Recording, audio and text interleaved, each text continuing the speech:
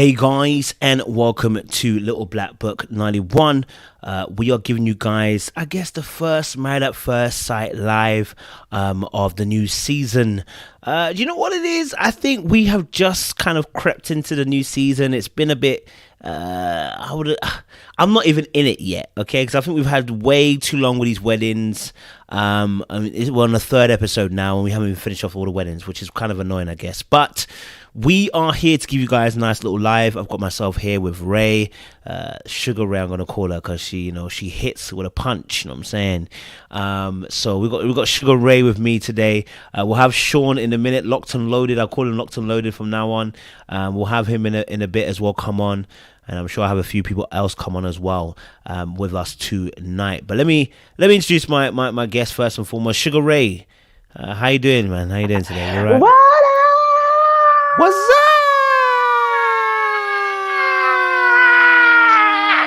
up? What's up? What you saying? What's up, Kojo? How are you, darling? Thank you so much for having me. Yeah, it's not a problem at all. You know it's a blessing. You know what I'm saying? Anything for you. Yeah, listen, it's all good, man. It's all good. Do you know what I mean? We're holding it down today. Do you know what I'm saying? Yes, we're talking about Married at First Sight, which is my episode 2, guys. If you're not aware, if you haven't jumped on it, please do jump on the series. We're season 13 now. We have a whole host of different couples. I mean, we have Zack and Michaela, who we got to see a lot more this episode. I guess we didn't do episode 1, so we can kind of talk a little bit about episode 1 as well and bring that in as well. So we had Zack and Michaela in this episode. We had Bao and Johnny from the last episode. We had also, I think we had a little bit of Brett and what's his name, Ryan. I've got a bit to say about him as well. And we had also as well Gil and Myla. Is it Myla? Merla. Mm-hmm. As in like Murder She Wrote. Okay, cool. Murder. And we have Murder as well. So I mean, where would you like to start, Sugar Ray? Where would you like to start and kick off, Sugar Ray? Talk to me. Where would you want to start this thing? Well, there was a lot of discussion on Michaela and Zack. Okay. And Zack being a little crier. Okay. I didn't think so. I didn't find him to be a crier, but some people did. So, we can wait till some people show up, or we could talk about it now. But yeah, Michaela and Zack, I think, were great. Mm-hmm. Okay, so what was so Michaela and Zack, what was it that's great about them? What for you makes you feel like, yeah, I like them? You know what I'm saying? Let me first start with Zack. I absolutely loved the tenderness, the energy of Zack's family. I loved that his father, he talks about how his father had him crocheting at a young age and making hand lotion at a young age. There's something about that, imagining your Black father pushing crocheting and hand lotion. So it sets up the foundation that this family, was different. Close, tender, different. They're not what I was raised in as the typical Black family. You see what I'm saying? So I know some people found it to be a little too feminine of his behavior, too much crying. It just wasn't masculine enough for them. But I found the opposite. I loved how the brothers told him, I love you, I'm here for you. It's, they were supportive. The mother held her in his bosom and said, sweet angel to him. I don't know. Back in the day, I would have ran from that. Oh my God, that's so cheesy. That's so feminine. Now I run towards that kind of energy. Okay. No, I can understand that. You know what I mean? I mean, just touching on your point, which you spoke about in terms of like the crochet thing, I think that was really good as well, because I think, Sean's already in the background. I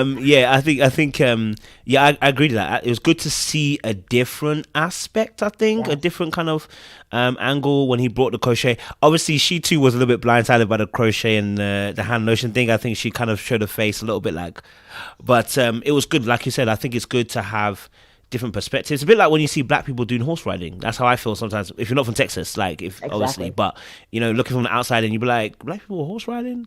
It's something different. It's a different experience.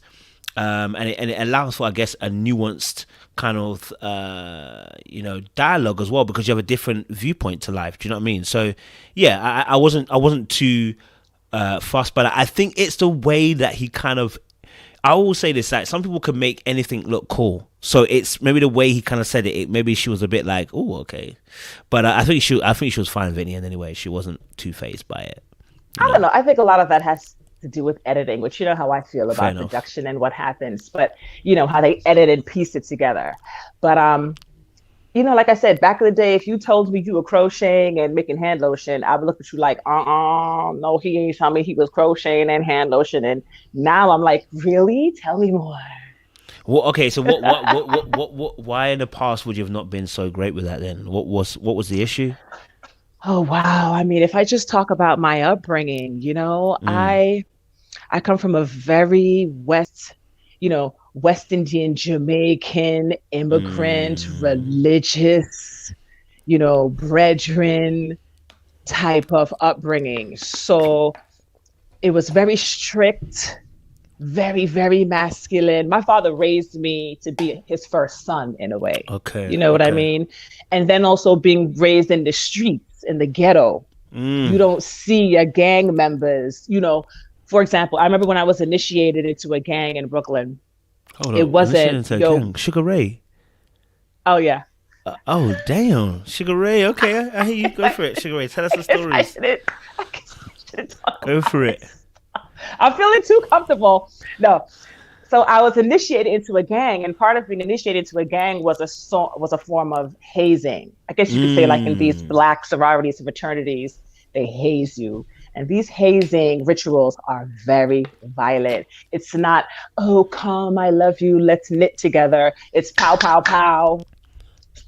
See if you could survive, see if you could come out of the beating. So I was raised in an environment that was very, I don't want to say being masculine is violent, but it was not feminine as much, if that makes Mm. sense. So my outlook of a black family, for example, the first time I saw the Cosby Show, that was probably the first time I saw a family with more feminine energy, where the father is not. Mm. You see what I'm saying? That's the kind of environment that I grew up in, and a lot of my friends grew up in Brooklyn. So to see that type of energy now, as I got older, I wouldn't have moved toward that energy. That energy wouldn't have resonated with me in the past, but now it does because I know better. I feel that. I feel that, and I appreciate you even sharing that. Sugar Ray was a real one. We appreciate that, man. I mean, yeah, no, I do get that. I do get that. I can understand, I can see where that comes from and how we can interpret maybe something like you're saying about the crochet and also the hand lotion thing, and see it as more feminine. But Mm-hmm. actually, it could be just where we're from. Do you know what I mean? And what we've experienced and some of the traumas that Exactly. we've encountered. So we can be a little bit turned away from that behavior because it's not our norm. So I Mm-hmm. hear that. I hear that. Mm-hmm. Obviously, he. I definitely obviously watching obviously Michaela and our boy Zack. You're right. Zack was obviously in tune with his parents. The mum hugged him. The parents seemed very supportive. I think it's quite unique, I guess. I think because last season we didn't really have that. I think we all saw, even the season before that, I think we saw a lot of families who had broken homes, or a parent wasn't around, or Wow. parent didn't agree. So I think it was good just to kind of see him with both parents and a brother, like the family unit intact. What's the kind of impact, or I guess, for maybe a viewer kind of seeing that then? Because I know we spoke a little bit about the feminine masculine energy, but what's the kind of impact for us as viewers who are black, especially, to kind of see that a family unit intact? I mean, just think about it. Just think about. I don't know if you know about American history and Mm, slavery, but think about it. yeah. Imagine being in a plantation picking cotton, Mm, and you're in a cotton hot with your son, your wife, and the master comes along. And that master could snatch up your daughter, snatch up your son, snatch up your wife, snatch you up, and violate you, kill you right there on the spot. So how do you behave? You think you're going to walk around with feminine energy? No. mm. You're going to create a space of masculine energy to protect yourself. So you're not going to come across too smart, too feminine, too soft, because it's a matter of life and death. So this is the social construct that has been created. This is how we've been socialized. Just imagine how we've been portrayed in TV and film as Black women, as Black men. We're not used to seeing what we see with Zack's family. I haven't seen that. I'm not familiar with the other seasons, but that was powerful to me. I sobbed. I was moved through that entire time, that young man with his family and how they handled him. The father was crying in the wedding. I was moved. I'm hearing that. I know your counterpart probably won't be as moved, but I'm hearing what you're saying. I know when Locked and Loaded arrives, we'll see if he agrees. But I definitely hear you. I know he's coming for me. I know, yeah. He's definitely. I think he's even ready now. I see him in the background loading up. He said Locked and Loaded, got the shells ready. Ready to pull them triggers. But yeah, no, I definitely hear you on that. I think in that respect it was great, and I think, like I said, normally when we watch the show, yes, Sean, you're right. Normally when we watch the show, we don't normally get to see. We normally see a brokenness, so there's like a mum that's there or a grandma that's there or someone's there. Someone's usually missing. So I think it's one of the rare times you get to see both family members on one side actually be present and be a part of it. So even with Paige, I think she had both parents, but then they weren't really present. So it was like, again, it's that disconnect that we get to see oftentimes.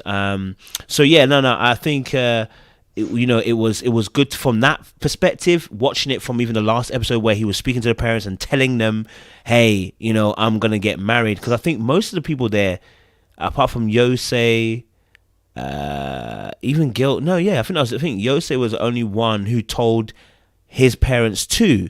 So it was like everyone else told their friends or one of their family members. Do you mean this season? Because I know Johnny's father wasn't there. Oh, whose family wasn't there? Johnny. Oh, okay, yeah. So no one else's family was there. You're right. Yeah. So that's it. Only what's his name? Zack and Yosei. Their family members were there. Everyone else had either a parent missing or they were telling their friends. So we do have a lot of that. You know what I mean? Where we're not able to get family members together. So you're right. So not having that image, was important to see that he had support of both family members, which means there's probably a stable background, stable family, and Michaela's coming into an already established kind of family, right? Because she's coming from a place where I think we saw 3 sisters, and I think her mum was there. I'm not sure if her mum was there, but I saw 3 sisters definitely. And I know her father's passed away as well, unfortunately, which I think 2 people's fathers have passed away quite violently actually on the show as well. So yeah, it's good to see that, right? So what would be like, okay, before I let Sean jump in, what would be like is there a benefit of Michaela kind of joining this family? Because obviously if she's coming from a place where her father was amazing, great, and then she can come into a family where both parents are there for Zack in such a way as well, which is so positive. Is there a benefit of her coming into this kind of family? Do you think there will be a benefit for her coming into that kind of family? It would only be a benefit for her based upon how she views this type of family. Ooh, so okay. If she's open, if she's present, if it resonates with her, then this would benefit her. But if she doesn't resonate with it, or she doesn't find it appealing, or it doesn't sit well with her, then no, she won't see the benefit. But I have a lot of hope for Michaela. She wore me out a little bit. I think she struggles with accountability, but I have faith in her. Let's see how this goes. Okay.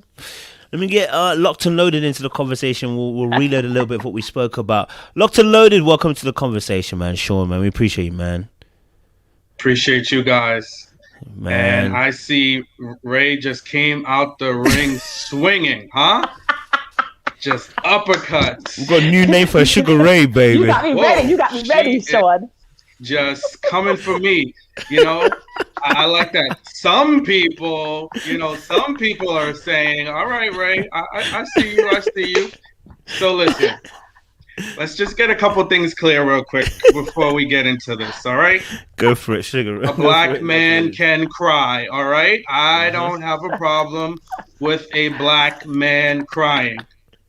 However, I have a different perspective. Okay, locked and loaded. Go on. You get what I'm saying? Like, I'm look, hearing you. the tears, the crying, the rock of my soul in the bosom of Abraham in your mama's chest, crying before you even see the bride, bro. It's the histrionics for me, right? Not the tears, it's the histrionics. You know, he's his brothers, they're all crying and boo-hooing. You know, like when can black men just be normal? Like, and I hate that word normal. Yeah, it's triggering, right? Because what is normal? There's so many nuances to who we are. But from what I see, and Ray, I appreciate you taking us back through, the Revolutionary War, Civil War, and I get all of that, all the historical references, right? But I'm gonna take you to another place called a minstrel show. You heard of that, Ray? A minstrel show, when we become a mockery of ourselves, right? An exaggerated form of ourselves. And that's what I'm just starting to see when it comes to us, the imagery of black men across the screen crying and carrying on and falling all over the place. Like, can we just be somewhere in the middle? That's what I'm looking for, just somewhere in the middle.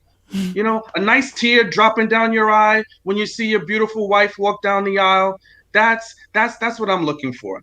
Now, this is the final point where I really see an issue.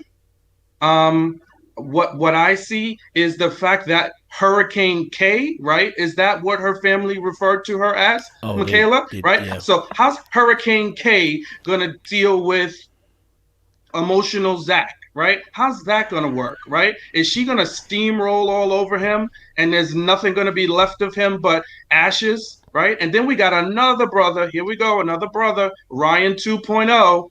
I've never been in love before. So you choose married at first sight to be your platform, right? And it just seems like he's getting married to, because that's what his family does.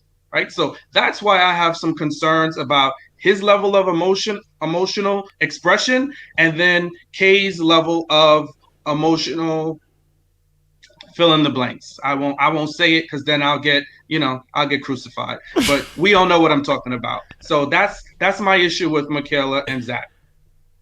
What I see so far. Okay. No, I hear that. What you want to say, Sugar Ray? You want to say something? I mean, I find this type of approach to be quite heavy-handed. Yes. Enough. I find it to be very tough, right? But I appreciate what Sean is saying, and I totally understand why he would feel that way and how he would come to that understanding. But I think we're missing a great point here. And the point that we're missing is whether or not you find it and to be an extreme, whether or not you found it to be too much.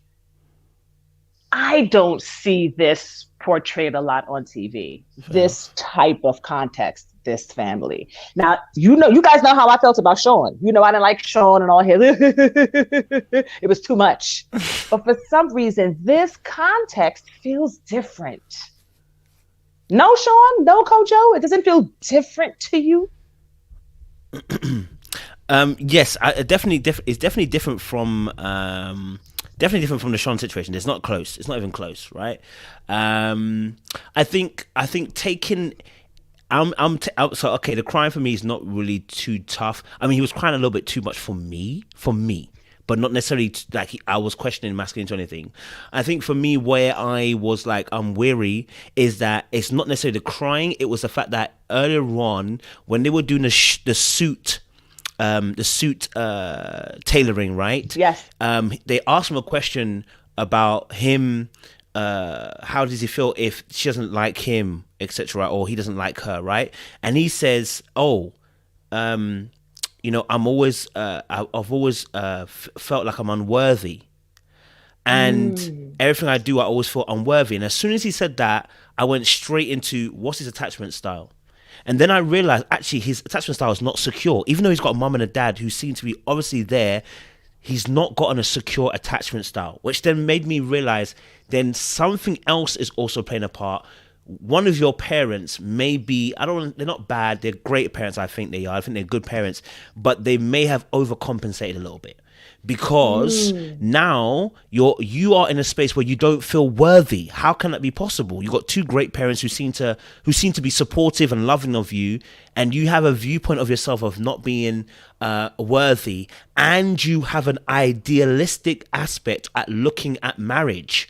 So when I saw that, I said, no, you've got an attachment style issue, and that attachment style he's got, I think it comes underneath.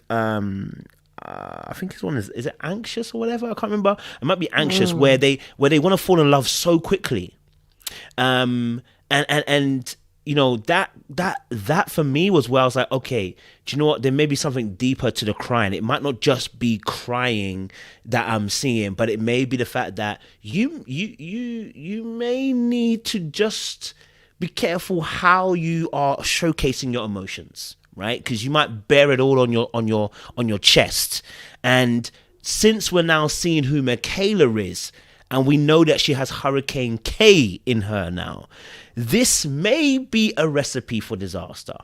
So I think they've got the potential to be great, but they've got the potential to be absolute disastrous. With the Hurricane K aspect. So I don't think they're necessarily a bad match. I think they were pretty good. It's just how they're going to handle those tense moments to see. So I don't mind him crying. You know, go for it. You're emotional. You know what, Kojo? Sorry to interrupt you. No. This is why the manosphere on YouTube has been created. Because I feel like, especially Black men, even though, you know, Sean may have his perspective, which is a valid perspective and one that a lot of men share, I think there are some men, though, that in their depth, in their inner space, they want to be more emotional. I hate that. I agree. They want to share more. They want to be more feminine. And Black women, as a Hurricane K, where her own sisters were like holding her accountable. And she's like, well, that's what he's there for. He's there to manage me. Oh, no. He's there to fix me. Oh, no. No, honey. You need to come into this relationship already fixed, self-aware, accountable. You see my point? So I think there's some Black men that are coming with this idealistic, this non-realistic sense of relationship and marriage and this fairy tale. And guess what, Kojo? I don't have a problem with that. I don't have a problem with that because I don't see that a lot. So would I rather engage with a man who is finding his way, who may have attachment issues, but foundationally he seems solid? I'm okay with that. I can rock with that. Locked and loaded. Do you wanna jump in? Yeah, it's a good conversation. You know, Ray, I that was a fiery speech, and I mean, I was almost moved to tears. Y'all almost saw me sat up here and cry on this YouTube channel of my good brother, Little Black Book. But I've seen it way too many times where women may say all these things that they want in theory, but then in practice, when it all plays out, you're like, nah, B, that's too much. You know, that's not going to work for me. I'm going to need you to man up. Wipe them tears up. I'm going to cry. But both of us crying and sobbing at the same time, that don't work for me.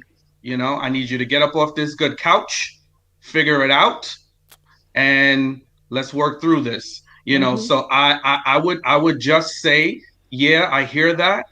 And I prefaced it by saying, I have no issue with crying. I do shed tears. My tear ducts do work.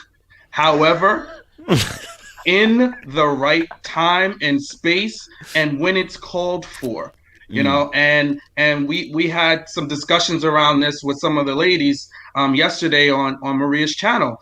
And once you start peeling back that onion, And I think when you see how it plays out in your real life, because it's cute to watch it on TV, right? You can say, "Oh, I just want a man that's emotional," and everything from Disneyland and the fairy tales, right? We can fill in those blanks. But when the rubber meets the road and it becomes more excessive, and when you're trying to get something accomplished, but you can't get past the tears, that's what I'm kind of calling out, that I see might be problematic. And again, we're all viewers, right? So my opinion, I'm not saying it's fact, but I'm saying this is what I'm seeing so far, and I see that it could be problematic. And then I also know that Married at First Sight likes to do this yin and yang and try to have people develop, and they're kind of different, and somebody's going to soften out somebody's edges. But when you play that out in the real world, how many divorces were there from last season,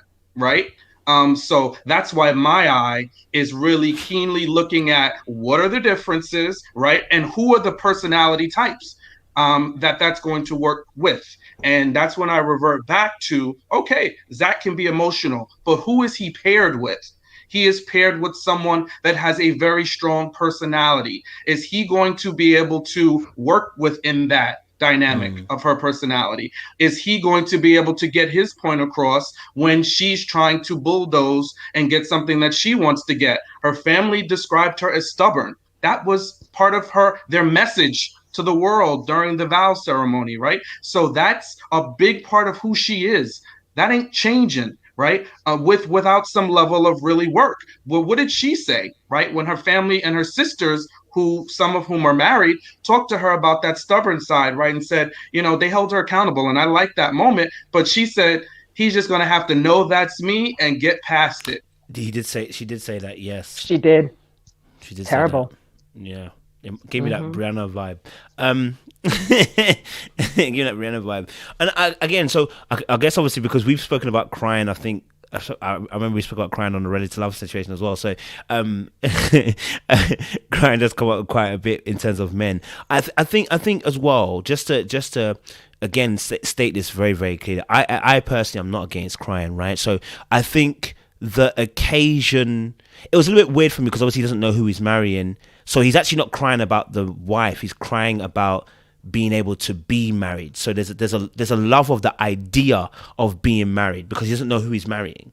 So it's not tears for his wife. It's tears for the idea of marriage. And I think that's what makes me fearful, because it's when we fall in love with the idea of something, it might not turn out the way you see this idea.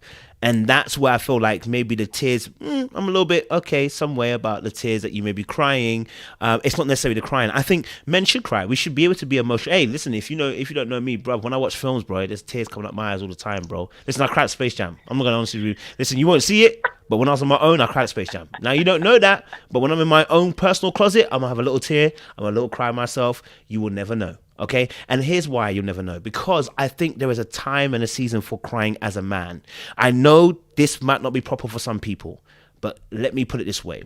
The world we live in is not perfect. There are wolves and there are sheep.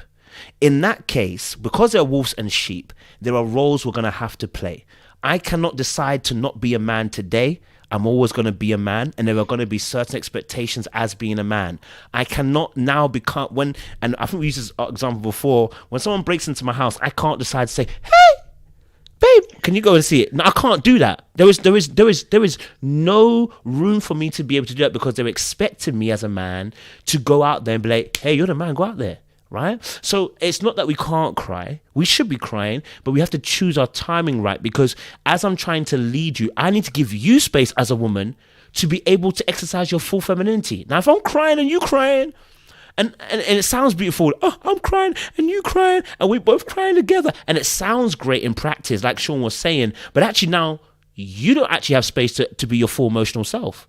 Because now I'm engaging in the same behavior that you're engaging in. And it actually doesn't keep that person safe. There is a time in the season. And if listen, if something negative has happened, yes, and it affects both of us, yes, we're going to cry. Let's say one of our parents passed away, or one of your parents passed away, we're both crying. That's completely different. But there are certain situations where you're looking at your man to lead.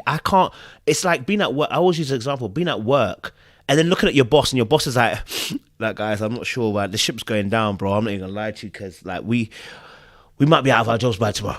Okay, guys, I'm so sorry. He's crying. You're like, bro, like, let's have a plan, right? Because as a man, that's what we're looking for men to do. It's not that you can't cry. It's not that you can't be strong. You can't be weak. What we're saying is, please know the time. Because the world that we live in, we're expecting men to lead.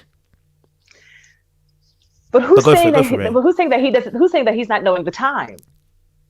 In this context, him crying was proper. It was relevant. It was due. I mean, what's he crying for? See, look, it's like this. It's like this.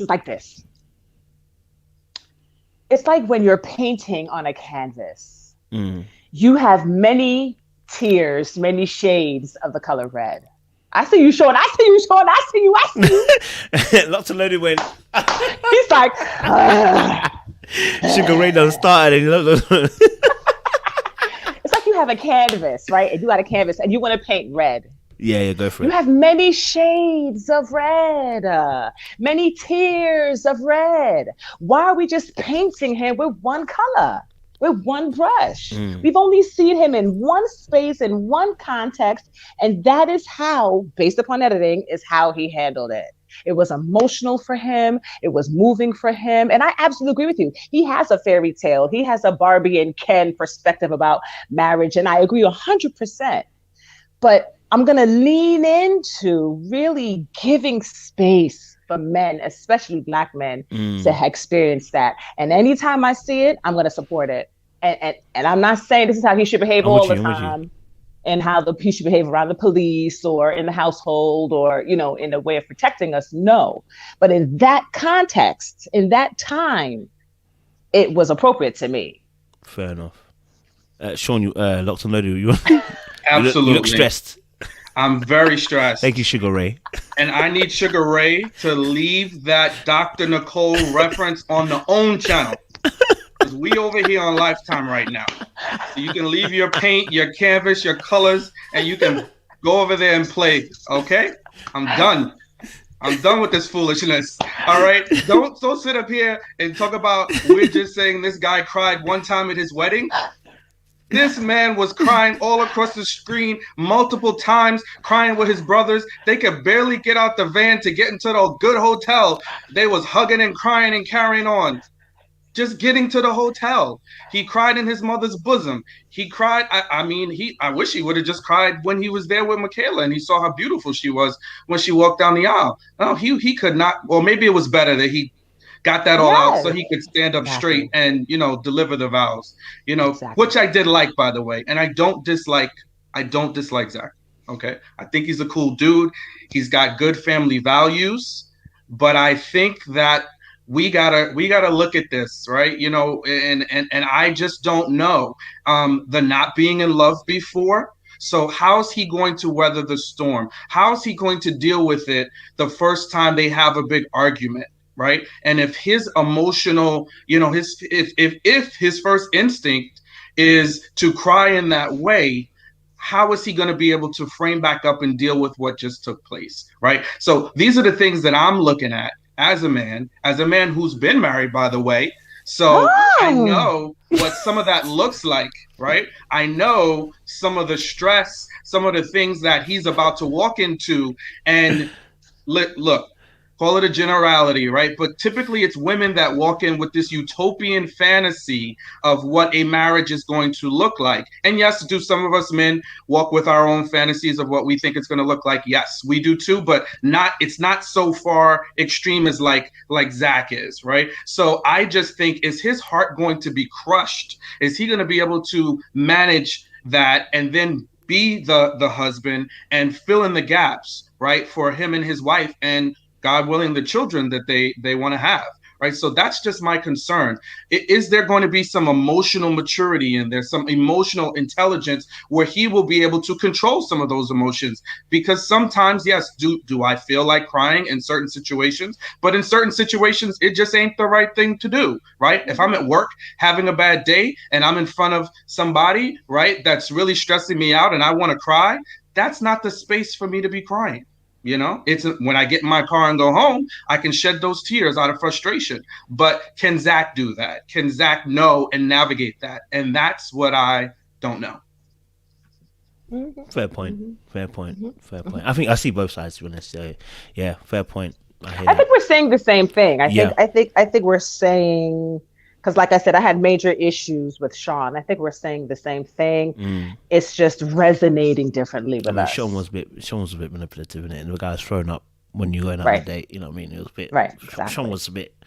Yeah, someone's a bit, you know what I'm saying? Yeah. Okay, so I want to clear it up for any of the audience people who are kind of joining us and kind of seeing it. We're not actually saying that men shouldn't cry, by the way. I want to make it very clear, we should not equate women to men. I want to make it very, very clear. This is how we get it messed up. Women are not men and men are not women, right? I'm here for equality. I'm always down for it. But women are not men and men are not women. Okay, all right. This is how we get things messed up in our community, and then both genders are now suffering because we're trying to create absolute equilibrium across the board. It doesn't exist, and it shouldn't exist because we're made different, right? So we do different jobs, and we should be able to do those jobs effectively. So I'm not saying that Zack is weak per se. I think he just has idealism. His crime for me was attached to an idealism. And I'm wondering what happens when that idealism is broken. If it's broken, will then how would he react to that situation? That's what I think I'm kind of alluding to, rather than just the crying per se. And by the way, he didn't just cry at the wedding. He cried all day. Like people just like, he didn't cry at the wedding. He cried all day. He cried up until he got to the wedding. He was crying before then. Like, bro, at one point you're gonna ask the question, why is he crying over before he's even got to that stage? You know what I mean? I've got no problem if a guy sees his wife coming down the aisle and he starts crying. I've got no problem with that. Brother, you've seen your wife, you've worked hard, you're crying also, we get it. But you're crying for the whole day before we get to that stage. I think he's in love with the idea. And that's where I'm scared to see what happens. But let's talk a bit more maybe about Michaela as well. Because, you know, Michaela, I like Michaela's energy, actually. I did like her energy. I love her banter. I love, like, at the altar, she was like, let's go then. You know, once he said a little speech and kind of set it off as well. You know, I liked her energy. Before we get into the other part that she said, you know, what was your kind of impressions of Michaela, aside the Hurricane K stuff that they've been saying? What was your kind of impressions of Michaela Ray? I loved her. I thought she had a great sense of humor. I thought she was present. I thought she was warm.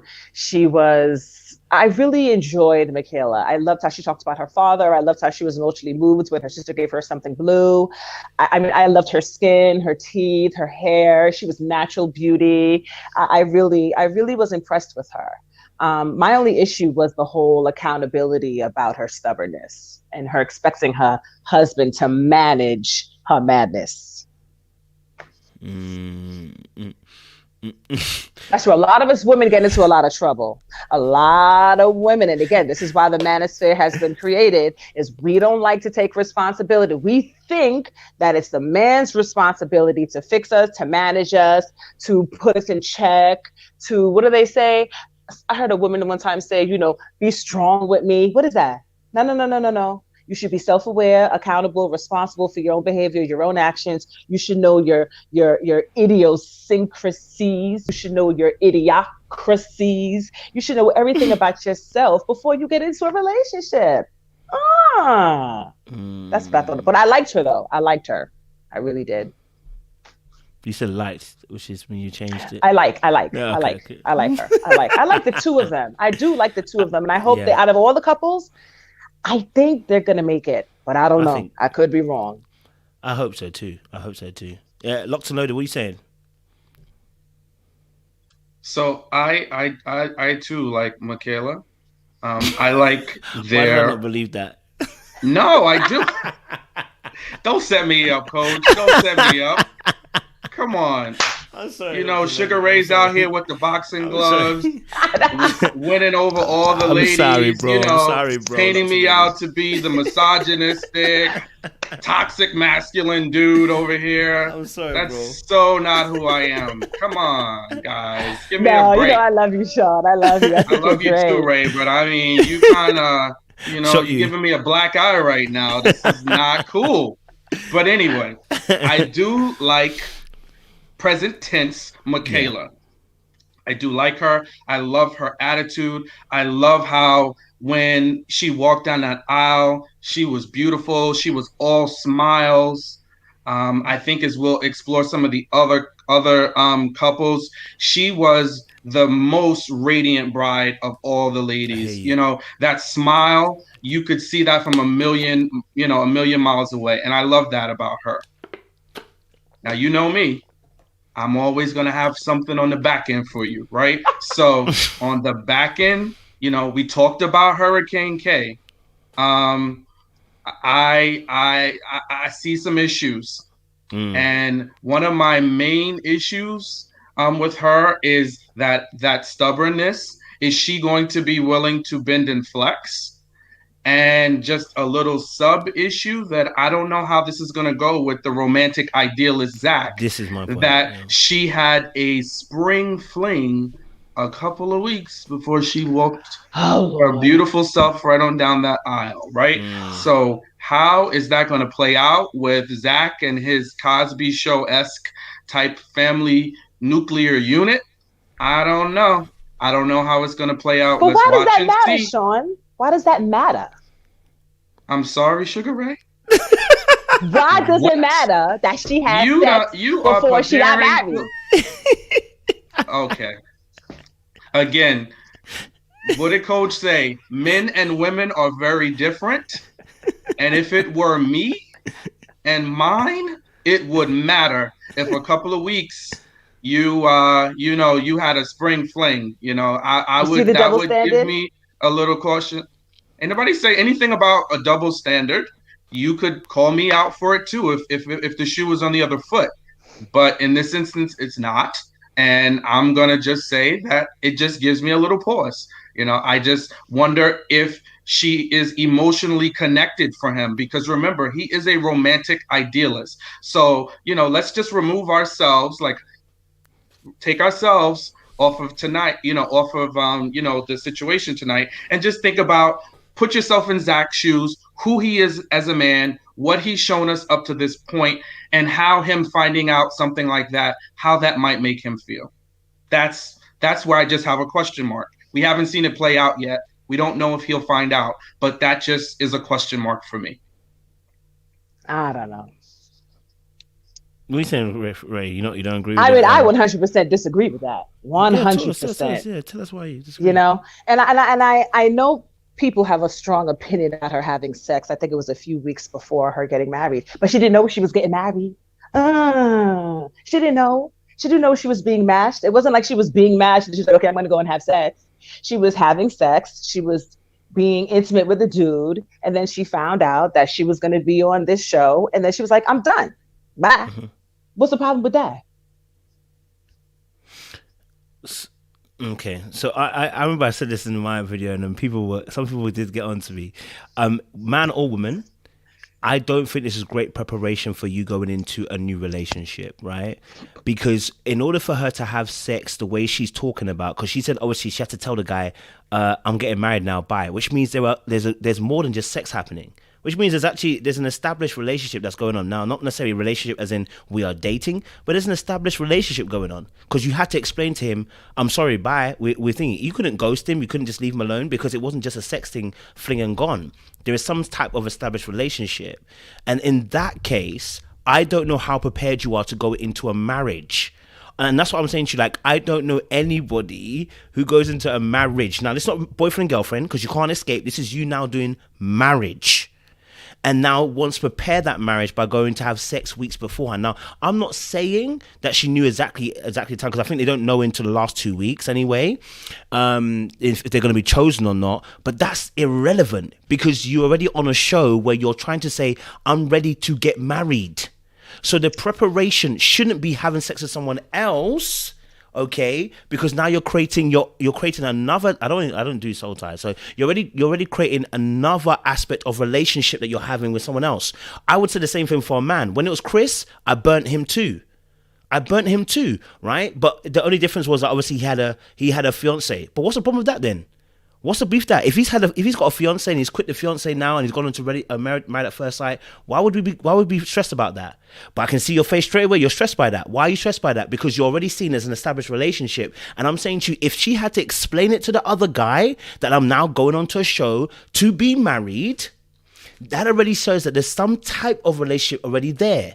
Meaning this is not good preparation for you going into a new relationship. Wow. That's what I'm saying. Do you know what I'm saying? So I'm not saying that she can't have sex. You can be a big girl, bring your big pants up, do whatever you want to do. Do you know what I'm saying? I'm not here to talk about that. I'm not saying you should be a virgin. I'm not saying any of those kind of things. I'm saying to you, if you are going to be going into a marriage, how can we pretend as if this is good preparation to getting into a marriage? I don't know. I don't think her having sex 2 weeks before has anything to do about preparation of a marriage. Okay. Preparation of a marriage comes from, work, self-healing, therapy, self-reflection, emotional work. That's preparing yourself for a marriage, life work. Her laying down and having sex with a dude 2 weeks before, what does that have to do with her preparation of marriage? So if she became pregnant, would that be part of the preparation for marriage then? But see, this is my thing. Why a woman can't just have sex? No, why but she gotta have sex and be attached, or have sex and get a baby? It's the same thing for a man. You can have sex, mm-hmm. and then move that to the side, and then be like, "Oh, I was chosen for a married first sight," ended properly, and then get yourself prepared and ready for marriage at first sight. I don't. Men do this all the time. I don't understand the issue. I don't see the issue with it. I'm not double standing it. I've said the same thing for men. If a man was doing this, which I gave smoke to Chris for doing the same thing, when the pastor asked him, Chris, have you shut all the doors off? Chris said, yeah, I've shut all the doors off. And we found out he hadn't shut all the doors off. When you're having sex with somebody, you have not shut the doors off. Whether this is the thing, whether it was casual sex, I would say there's another issue. If you're just having casual sex, we need to look at the emotional well-being of that individual person. Nobody's free, man or woman, when you're having casual sex. There's often a time, reason why someone's having such casual sex all over the place is because there's emotional deficiency here. You'll find out that person that can't connect intimately. This is my personal view. Then the second part is this. If that person is just having sex with someone consistently, they've got an agreement in place. Everybody knows friends with benefits does not end in friends with benefits. Someone catches feeling. Why? Because sex ain't free. Well, let's not pretend as if sex is free. It's not free. It's not free. Not when especially when you're getting yourself prepared to go into a marriage. Like that makes no sense for you to go and prepare yourself to go into a marriage and you're not finishing off the ties that you have. You've recently engaged in, let's say, some madness. You know what I'm saying? But and she said she finished her ties, Kojo. She finished her ties. Not long before she's going into a marriage. As I said, it's not good preparation. That's what I'm trying to say to you. It's not about men and women. It's not about men and women. And marriage. It's not about men and women. Exactly. Yeah, it's not about men and women. This is about anybody who does this. It's not about men and women. And I don't see anything wrong with anyone having sex, being in a sexual relationship or sexual situationship with someone. And this whole casual sex thing, I don't know what that means, because if you're saying that people have casual sex, and people have casual sex when they're married too, right? They have all kinds of sex. They have no sex, casual sex, polygamous sex, that person. Cheating sex. You're married to that person. But I'm oh my goodness. You know how many sexual types of relationships people have in marriage? No, but you're married to that person. That's very similar to when you're not married. It's this one is just married when you're not, right? See, this is my whole thing. As I get older in life, it's so important not for me to again, I know Sean's going to kill me for this, but paint people with the same brush, right? Because I don't like when people paint me with the same brush, you know? Oh, I know you're going to hate this too. Oh, you got pretty privilege. It's like you want to just stroke me with the same brush because you have an idea of what my life is and what I'm experiencing and what I'm going through. Yeah, I can have sex with a man, be in a sexual relationship with a man, have no idea if I'm going to be chosen for married at first sight. And then once I know I'm chosen, be responsible enough to end that in a proper manner leave that alone, and get myself ready for Married at First Sight in those 2 weeks. But if you have done the work already foundationally, it shouldn't matter whether you're in a casual sexual relationship with someone. You should be able to, with positivity, with respect, with understanding, move out of that situation into the next. Why can't we allow people to have that space So why to can't be we able to allow? do that? Why would we not allow Chris, who was had a fiance, ended? Let's say he ended the fiance and be cool with it. We were all stressed about the fact that he had a fiance only 2-3 months ago. The reason why we had that stressedness because you can't just turn it off. It doesn't work like that. You don't just turn it off. It will show up some way somehow later on because you need time to prepare to get into a serious engagement. But I'm with you, Ray. Let me let Loaded come in. Maybe Yeah. I enjoy our conversation. You know I appreciate you, Sugar Ray. You got it, Coach. Like, I don't even know what to say at this point. Me and Sugar Ray have been hashing it out all morning. I almost missed several meetings trying to text back and forth with her in our group chat. And Ray, I love you, like cook food, but if you're gonna do anything, you're gonna rewrite a rule and change it and bend it and flex it. We know there's just some things just are certain things are what they are. Now, absolutely, are there nuances to things and nuances to the way people are sexually, but then there's also a generality which typically applies to the majority. And from what I know, the same woman that's marrying somebody for the first time that they've never met before and now is going to have to completely change their life around, but only 2 weeks ago was sleeping with someone else. It's that challenge in and of itself. We've seen couples fail, right? Just without all that drama and baggage, right? But adding this complication into it is something we have to say, right? Can a woman have sex and has liberty over her body? Absolutely. I'm not saying put a chastity belt on her, but I'm saying that action in that time frame gives me pause and is something that I should think about or would think about had I been in his shoes. And in the grand context of things and her personality and how she would be in a marriage, all gives me things that I would think about.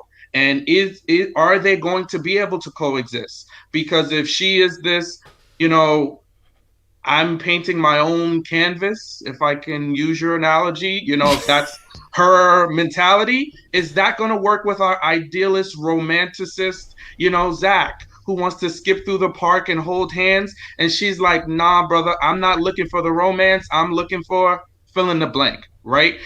I don't know. And it just makes me think, so I think that's where I am with it. Fair enough. I understand what you're saying, Sean. I totally get your point. I do agree with your point. I just feel like when it comes to relationships and love and marriage, we have to give people a clean slate when they're starting in the beginning. Do you see what I'm saying? And who they are foundationally, intrinsically from the beginning, who she was before she was having sex to now is who she really is in preparation for that wedding. You see what I'm saying? Those 2 weeks is not really going to make or break her. Yeah, fair enough. That's all I'm saying. That's fair enough. I hear that. So let's talk about a little bit about Michaela then, and a little bit more in terms of how would Hurricane K be able to how would Zack be able to survive Hurricane K? Because I think that's gonna definitely come out. And I'm not even trying to say even. I don't want it to be a complete negative of Michaela, because the sisters were holding her accountable, especially the older one. I mean, she was really coming with smoke. I mean, she did it once and she did it twice. She did it in the first episode and she did it the second episode. She made sure she gonna come in here with some smoke. So she really wanted to drum that in onto Michaela. Why do we feel? Or why do we think that Michaela may be, she kind of also, maybe she has an idealistic idea of her husband, right? Because she was like, oh, my husband will have to basically deal with it. You know what I mean? So why do we feel that maybe Michaela kind of said those lines along that same, well, why do we think that Michaela said that along those lines in a sense? What do you mean? Why she said? So Why like she when said why that? she said, my husband will deal with it. Like what's in her mind that she's thinking her husband will be able to deal with that type of behavior? Is it an idealism? Is it just her experience? Like what makes someone say those kind of lines? Yeah, I think something, how she was raised allowed her to feel this sense of entitlement, that she can behave any which way she wants, and that her man, her husband, is going to check her, or, or manage her. And that's absolute foolishness, absolute foolery. And she's setting herself up for complete failure if she thinks that's going to work. No. Mm-mm. Absolutely not. Locked and loaded. I happen to agree with Ray. I think that her expectation is that he's going to be able to tolerate it and deal with it. And I think that's she's like, and some people, it's like their parents, and not in her instance though, but in some instances where, somebody behaves like that, they're like, oh, that's just her being her. Mm-hmm. That's just Hurricane K. They kind of created this cute term. So that kind of also makes me think that there may be a little bit, she was able to, somebody let her get away with it, whether it was her dad, who unfortunately has since passed away. Someone allowed that to continue from her childhood, and it shows up now. So I think and if it's so obvious to her family that they know it, that means they experience on a regular basis, and it's something that she just lets out. And whoever's going to get the smoke is going to get the The smoke, smoke. and the chips will fall where they may. And once the dust is settled, you're going to have to pick up yourself and Mm-hmm. pull it back together. And that just reverts back to the emotional control of Zack, if he's going to be able to weather that storm, right? Can he work through that? Can he, be the one not to manage her, but to say, hey, babe, there's a better way for us to communicate with each other. There's a better way for you to speak to me. I don't feel, we all talk about this for men. As much as love is important and he's a romanticist, at the end of the day, at our core, it's the respect, right? We want to be respected. That's important to us. And if your outbursts are disrespectful, can he tell her, hey, listen, I don't like this. This doesn't work for me. You are disrespecting me. And will she acknowledge that? I don't know. The stubborn and then the outburst together tell me she's going to be a little resistant to it, and she might lean on the other parts of her personality that are charming, her beauty, her sexuality, to kind of glaze over those other things, because I've seen that play out, where a woman is attractive and is sexual, and she will use that energy to distract the men, because that is a distractor for us, right? To what the real problem is, right? So we never going to get to, let's address this issue with the way you're communicating. It's always going to be leaning into the sex, leaning into the charm, and glazing over the important things. So that's what I think is Mm-hmm. potential to happen. Mm-hmm. Yeah, Mm-hmm. I think Mm-hmm. obviously just watch. With it again, because it kind of reminded me a little bit of the Mars and Karen situation. It's like, she might be a sharp shooter. If you didn't watch it, that was season 11 or 10, I can't remember. But very similar. She was giving Mars some kind of smoke as well. And in the end, he ended up winning her over. She basically needed a safe space, and he managed to kind of win her over.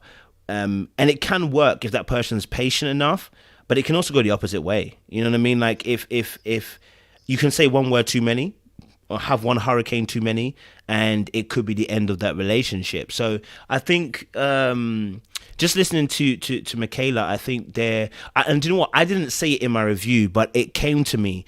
That very first episode when she's talking about her dad and she was crying, she was saying her dad came when her car blew up and the hood came off the car, and her dad came over and saved her, blah, blah, right? I said, do you know what, maybe, you know what? I said, oh, that's nice. And then her dad came and, and that's what, dad should be, be a kind of superhero, Superman kind of thing.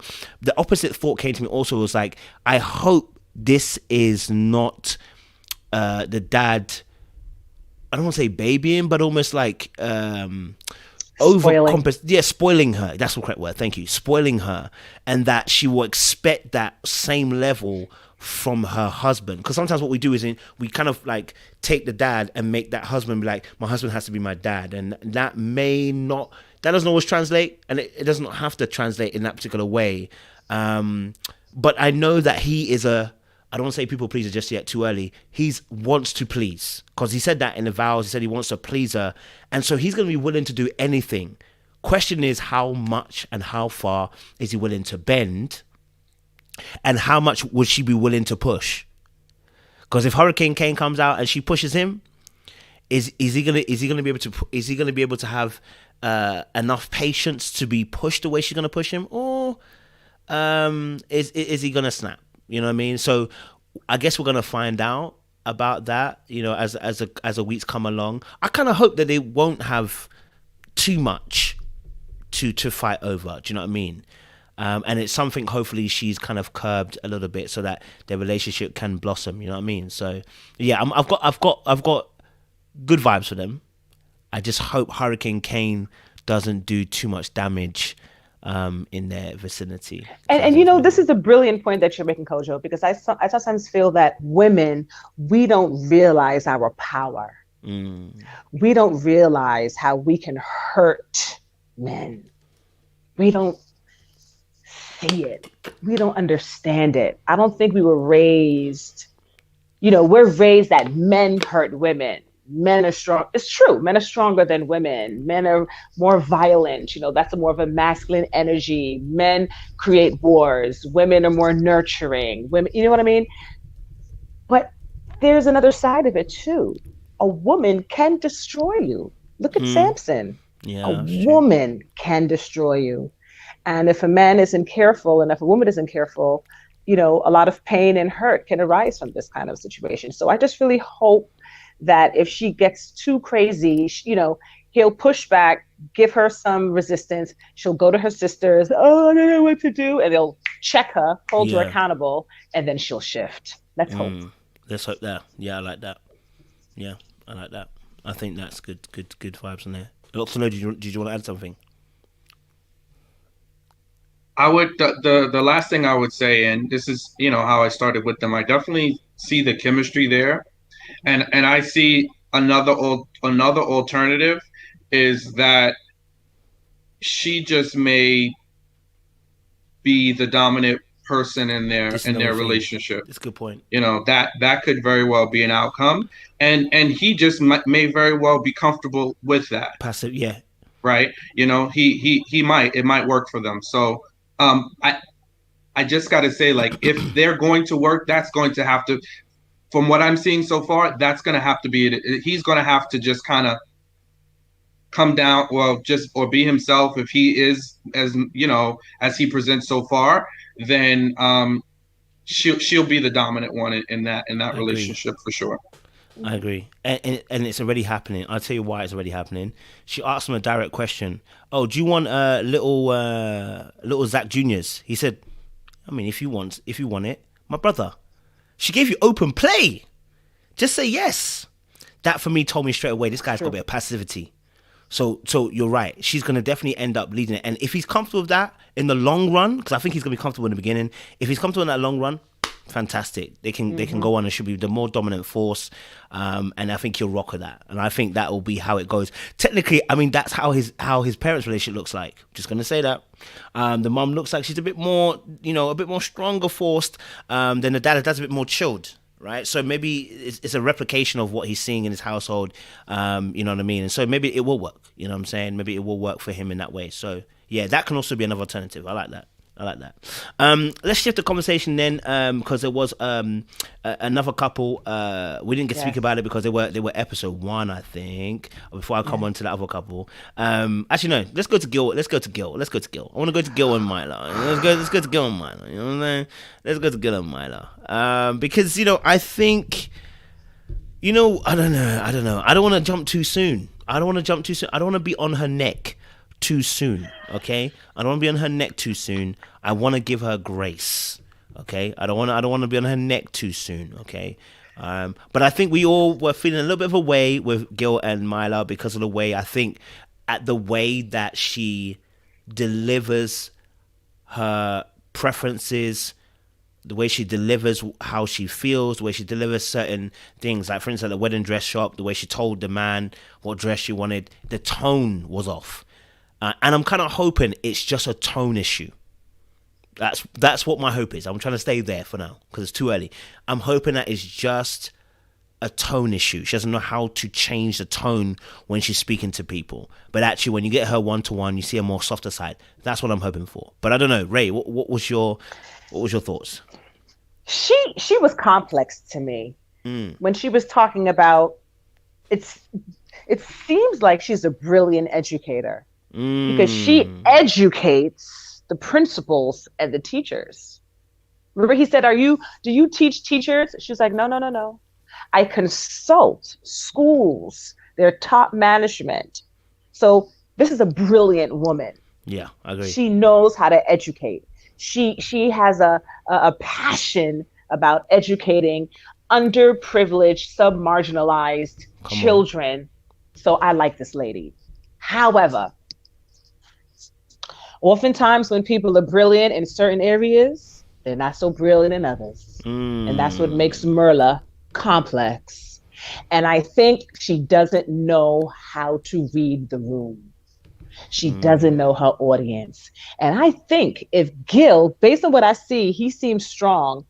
Sometimes women need to get into a relationship like LaRonda with a real man to adjust herself. I understand what you're saying. To fix herself. To realize, I didn't know I was like that. I didn't know I did that. You see what I'm saying? So Gil may just be good for her. Two things are going to happen. Either she's going to resist and it's going to blow up, or she's going to be like, maybe he's saying something here. And if she really, this is for all the couples, if they really want to be in the relationship and they make the choice to choose the person on a daily basis, they have a chance. But she's complex, that Merla. Gil, he's more simple to me. Not simple in that he's, you throw him away, but he's not so intricately complex like Merla. That's what I think thus far. I like that. Good points there. Really good points there. Locked and loaded. So I think Ray and I can just, we can relax a little this round. We're not going to be knocking each other out. I think we finally hit a good stride, Ray. And I just need a break. I don't want to be strung out on the rings, while you just, knocking my lights out. So I appreciate that we can really see eye to eye on this. So absolutely. To further add to some of the points that Ray made, my concerns with Merla are the superficiality for me of it all. And I'm a person that watches how people speak. I watch what you say. I watch how often you say it. And if you repeat something often enough, in many instances, that's who you are. And it's the superficiality, the name brands, and there's nothing wrong with wanting to look nice, right? But if it shows up in every aspect of your life, that is problematic. It showed up in her vows that she's going to walk around in red bottoms. Like, at what point are we going to leave the labels alone and put it over there and focus on what marriage is really about, right? And the last part I'll say about her is, and yes, Kojo, I want to give her grace. I do. I want to see the best in her. Give it to her, Sean. Give it to her, Sean. Give it to her, Sean, please. I want her to show me, show me I actually love Sean. The value in who you are, right? But I'm just struggling with her and the pickiness, and it's nitpicky. Everything's a problem with this woman, from the bachelor party to the dress, and I can't pick this, and don't put that makeup on me, and I don't want my makeup to look like my friends, and my eyelashes and my eyebrows, and I don't like this, and I gotta look like that. And oh my God, that is exhausting. I was exhausted watching her. Like, come on, lady, give us a break. When are we going to see the softer side, the softer side of Sears? When are we going to see the softer side of Merla? When are we going to see it? And then when they get to the thing, she wouldn't, when they were saying their vows, you may now kiss your wife. She gives him her cheek to kiss. Yeah. Right. And she's like, oh, he's a stranger. Lady, you signed up for Married at First Sight. What was the expectation here? So that's where I just got some concerns. I hope she softens up. Then she doesn't like the. Let me stop. This part hurts my heart because it's near and dear to me. She doesn't like the dogs. Y'all know how I feel about my dog. That's gonna be a problem. It's gonna be a problem, right? And then he was like, well, I keep my place neat. I'm a neat freak. Well, everybody has a different version of neat freak. You can't just let it rock. You can't just let it rock and just put it as a mental note for yourself. And when you visit his place, then you can assess, okay, this is neat or not, right? And then, there may be some things that need to be addressed. But I just think, there's just lots of complaints coming from her. I hope in the preceding episodes, she just softens up a little bit and just opens herself up to the idea to get to know Gil. I agree. Yeah, I'm hearing you, bro. I'm hearing you, Ray, as well. I think just listening to Merla, I think she's definitely. I think she's a little bit. I think she's guarded. Right, for instance, at the pulpit, he immediately said, "Oh, you look gorgeous," and then he went on to add on by saying, "Your dress looks gorgeous," and neither of those times she said anything back to him. Right? It's almost like she plays coy, but then when she came to her cutscene, she was like, "Okay, the bald head got me at first, but actually he's very attractive. I actually find him very, very attractive." So I was like, wait, hold on a minute. So you found him attractive and he told you 2 times at the altar, you look good and your dress look good. And you couldn't even give him back necessarily the compliment. But when you got into your cutscene, you said he dresses sharp, etc., etc. But here's my only other thing that I agree with you guys, and even I agree with Sean what he's saying. There's a little aspect of her which is not just guarded, there's nitpicking in there. Because after she said that he looked good in the suit, her first comment after that was, but I gotta wait to see what happens after to see, does he dress the same way? And I said, oh, so you're not just guarded then. There's another aspect of you which is almost mean a little bit. Just it feels almost like you're a little bit mean a little bit in there, right? Or that's how it's gonna come across like. And so there's this little aspects of her, and she uses a lot of, I say masculine, but I want to say she uses a lot of commanding language rather than suggestive. And I think that's the issue that people have. As in your job and your workplace, like you were saying, Ray, she coaches these people. You need to use commanding because you are coaching them, you're directing them, you're training them. It's perfect for the job face. I think she hasn't developed the change around when it comes to relationships. She uses the same tone and the same language of command when she's at work that she does for her dating, and I think that's where she goes wrong. And I think her friends have enabled her. I'm gonna say it that way because there's no way you're gonna drop in me at the wedding day. I don't want eyebrows like yours. What? You're not gonna say that to me? What? And it was rude the way it came across, right? But I know what you're trying to say, but you haven't learned and developed the art how to say something in a way that doesn't come across as being demeaning and rude. And in that moment, when I heard that, I said, okay, I don't want to say she's a mean girl. I want to say that she doesn't watch her tone and says it how it is because no one else around her is checking her. And in fact, your friends on the dinner table, when she was saying, oh, I'm compromising for the first episode, and the guy was like, don't bring me into this. And I was like, oh, see, so your friends haven't told you what, unlike Michaela's sisters who have held Michaela to account and told her, you're going to need to fix that if you think you're going to get married. She hasn't had that same energy per se in the same way. I think one of the girls did say it in episode 1. She said, you might want to check that because obviously if you get married, you can't be doing your needs versus wants. But that was about it. There was nobody to go, hey, listen, let me just, what you're talking about, this is not going to work very well in a marriage. She needs someone to shake her. And I don't know if Gil was that kind of person. And I'll say this here. he was part of the conversation with Johnny from the first episode that said he likes a girl that's slightly clingy. And I was like, yeah. He said, okay, his is a 2, but I said, but you want a girl that's clingy. It's not even, I don't want a girl that's clingy at all on a scale. I want a girl that, yes, that loves me, cares for me, and wants to spend time with me. I don't want it to be clingy. There's no scale that's good when you put someone on a clingy scale. So that may be for me, like, I don't know how you're gonna handle someone like Mila. She's gonna come with some strength. She's gonna come with some energy. Are you gonna be able to handle that? I hope he can. My biggest hope is that he can be like, hey, look, that ain't it. And hopefully it's not a Jacob situation where he does shut it down, but it doesn't shut down her from behaving the way she's behaving. Rather, it makes him want to lead the relationship. I hope he can shut it down in a way that will make her go, hey, I can see what you're saying. Like you were saying, Ray, I can see what you're saying. I need to fix up. You know what I'm saying? But they're going to fight definitely on money. There's going to be a fight because she said she ain't changing that one single bit. They are going to fight on that. But what's an issue about that, though? Is she expecting him to pay for her stuff, or is she going to use her money that she makes to pay for the stuff? I was a little lost there what the issue was.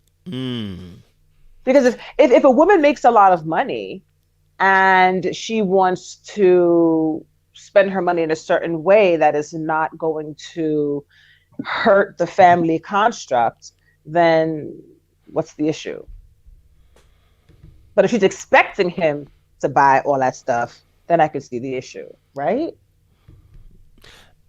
I agree with you. I can't remember what she said. I can't remember what she actually said, whether she was saying, she just said lifestyle. She doesn't want to change her lifestyle. So I'm not sure if she's expecting him to do that. But we heard what he said in terms of lifestyle. He said, listen, hey, I don't mind doing the buy, but we're going to find some cheaper ways to do it. You know what I'm saying? And he said he doesn't like people that are not, he says, basically said doesn't like people that are inflexible. So if she's going to be inflexible, we're going to have some issues. You know what I mean? Locked and loaded, you want to say something?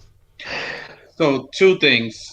You touched on it, right? And it came up a couple of times when his friends was like, what if your wife is all into all these designer labels, right? And he was like, I'm not really, he wasn't into that, right? He was not thrilled about how that would look and how that would play out together with them. And then he mentioned, like you just said, he would love to travel to all of those places, but it would mean that, he would want to do it on a budget, right?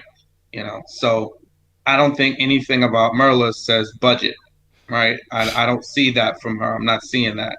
And I would just caution us, right? Because when you get married, it's my money and how I spend my money, that just sets yourself up for a whole nother argument, a whole lot of conflict, right? Because you are merging the two, right? So, we are building together. We're going to have plans together. And although you may make X and I may make Y, we are together budgeting for our household, for expenses. And if we want to have kids, are you going to still be able to spend the way that you spend? And us to be able to provide for our kids and our family and our lifestyle, right? As if you were single. When I was single, there were certain things that I was able to do. When I got married, there were sacrifices that needed to be made for the greater good of my family so that we could reach certain accomplishments, right? So I can't just do that. And if I just was so hell-bent on having all of these things, which are superficial, then maybe I ought to just stay single. If it means that much to me and I'm not willing to sacrifice those superficial things, it seems like her closet is full. So I don't know why we got to keep buying the Prada, Gucci, Fendi, Christian Louboutin. I don't know why we got to keep going there. But if that's important to her and you're with someone who that's not their lifestyle, then you need to be considerate of that. That needs to be a conversation. And if there's inflexibility there, it's going to show up in other places. Yeah, I don't think, when it comes to money, it's so important that when you're entering a marriage, that the first aspects of money should be our money. So you would take a collective total of all the expenses, put whatever money is into the account to handle those expenses, based upon the percentage of what you make. Okay. You make sure everything is handled. And then if he wants to go buy a gadget or she wants to go buy a pair of shoes, and I think that's okay. But I think if you start to spend your money outside of that hour, outside of the expenses that are in that household, then that's very irresponsible. So yes, I agree with Sean. I think watching Milo as well, I think where I'm seeing spending for her has become freedom. It's become freedom, right? Because she spoke about in the first episode how she grew up in a household that was poor, and she never wants to return back to that place. And I said, my only fear is what happens if you and Gil get together. You guys are working together. He loses his job. You can't do the things that you were doing before. You got bills to pay. You might have to cover him. Like, what happens then? Does the lifestyle become more important than actually surviving at that moment? Do you look at your partner differently after that moment? I think just obviously with that, I think a lot of her spending and her inflexibility of trying to spend really comes from the fact that it's an act of freedom for her. It's an act of remembrance that she's not going back to where she came from, and she's not going to be the same girl who was a little girl who didn't have. So stopping her spending will not be happening. She's going to spend, right, because of what it represents. Can she curb it? It's another story. So we have to, that's where she's going to have to look at things. Spending is never going to change because it makes you feel like you're free, but we might have to curb the way we're spending. So that is where we'll see whether she can be flexible and whether she can actually begin to think as a unit and as a team and not herself, right? Because like you were saying, Sean, quite correctly, it doesn't just be my money at that point. It is our money. Yes, you can have your money for disposable income, but it's still our money. Let's agree to move forward in the right direction together. And I think that is something that she's going to have to look to try and do actively if she wants to remain the course of this relationship with Gil. So I don't know. It could be an interesting battle between the two of them that happens. You know what I'm saying? Especially the dog situation. That could be an issue. You know what I mean? But at least they both speak Spanish. Yeah, that's good vibes. I love that. I love how he went to the mother. Yeah, and man. Spoke to her in Spanish. That was dope. Yeah, I like that. I mean, I would do that too, but I don't speak Spanish, so you know what I mean. I don't speak Spanish. Has anyone got any other points on Gil and Milo? As I'll shift it. Dr. Lo, do you have any points on Gil and Milo as I'll shift it? No, cool. Let's shift it then. We have Bao and Johnny. That's everybody's kind of favorite, Bao and Johnny. It is a love story. It is the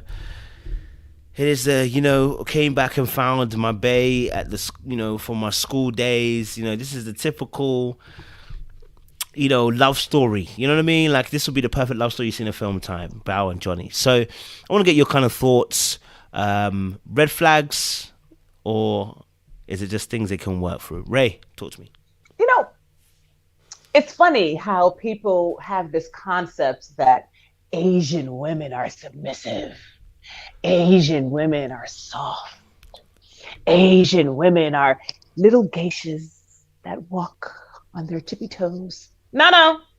She's tough. And I like it. I like Johnny too. I think he's suave, tall, warm, kind. From what I see thus far, I like Johnny. I like Bao also, but she's tough. But I'm okay with that because I think Johnny has enough Renaissance man in him, enough nuance to be able to handle him. Also, remember, they were both the Vietnamese presidents of their Vietnamese student unions. So they got a lot in common. They have a lot of the same understanding culturally wise. So I think they're going to do great. They'll have problems. They'll have issues.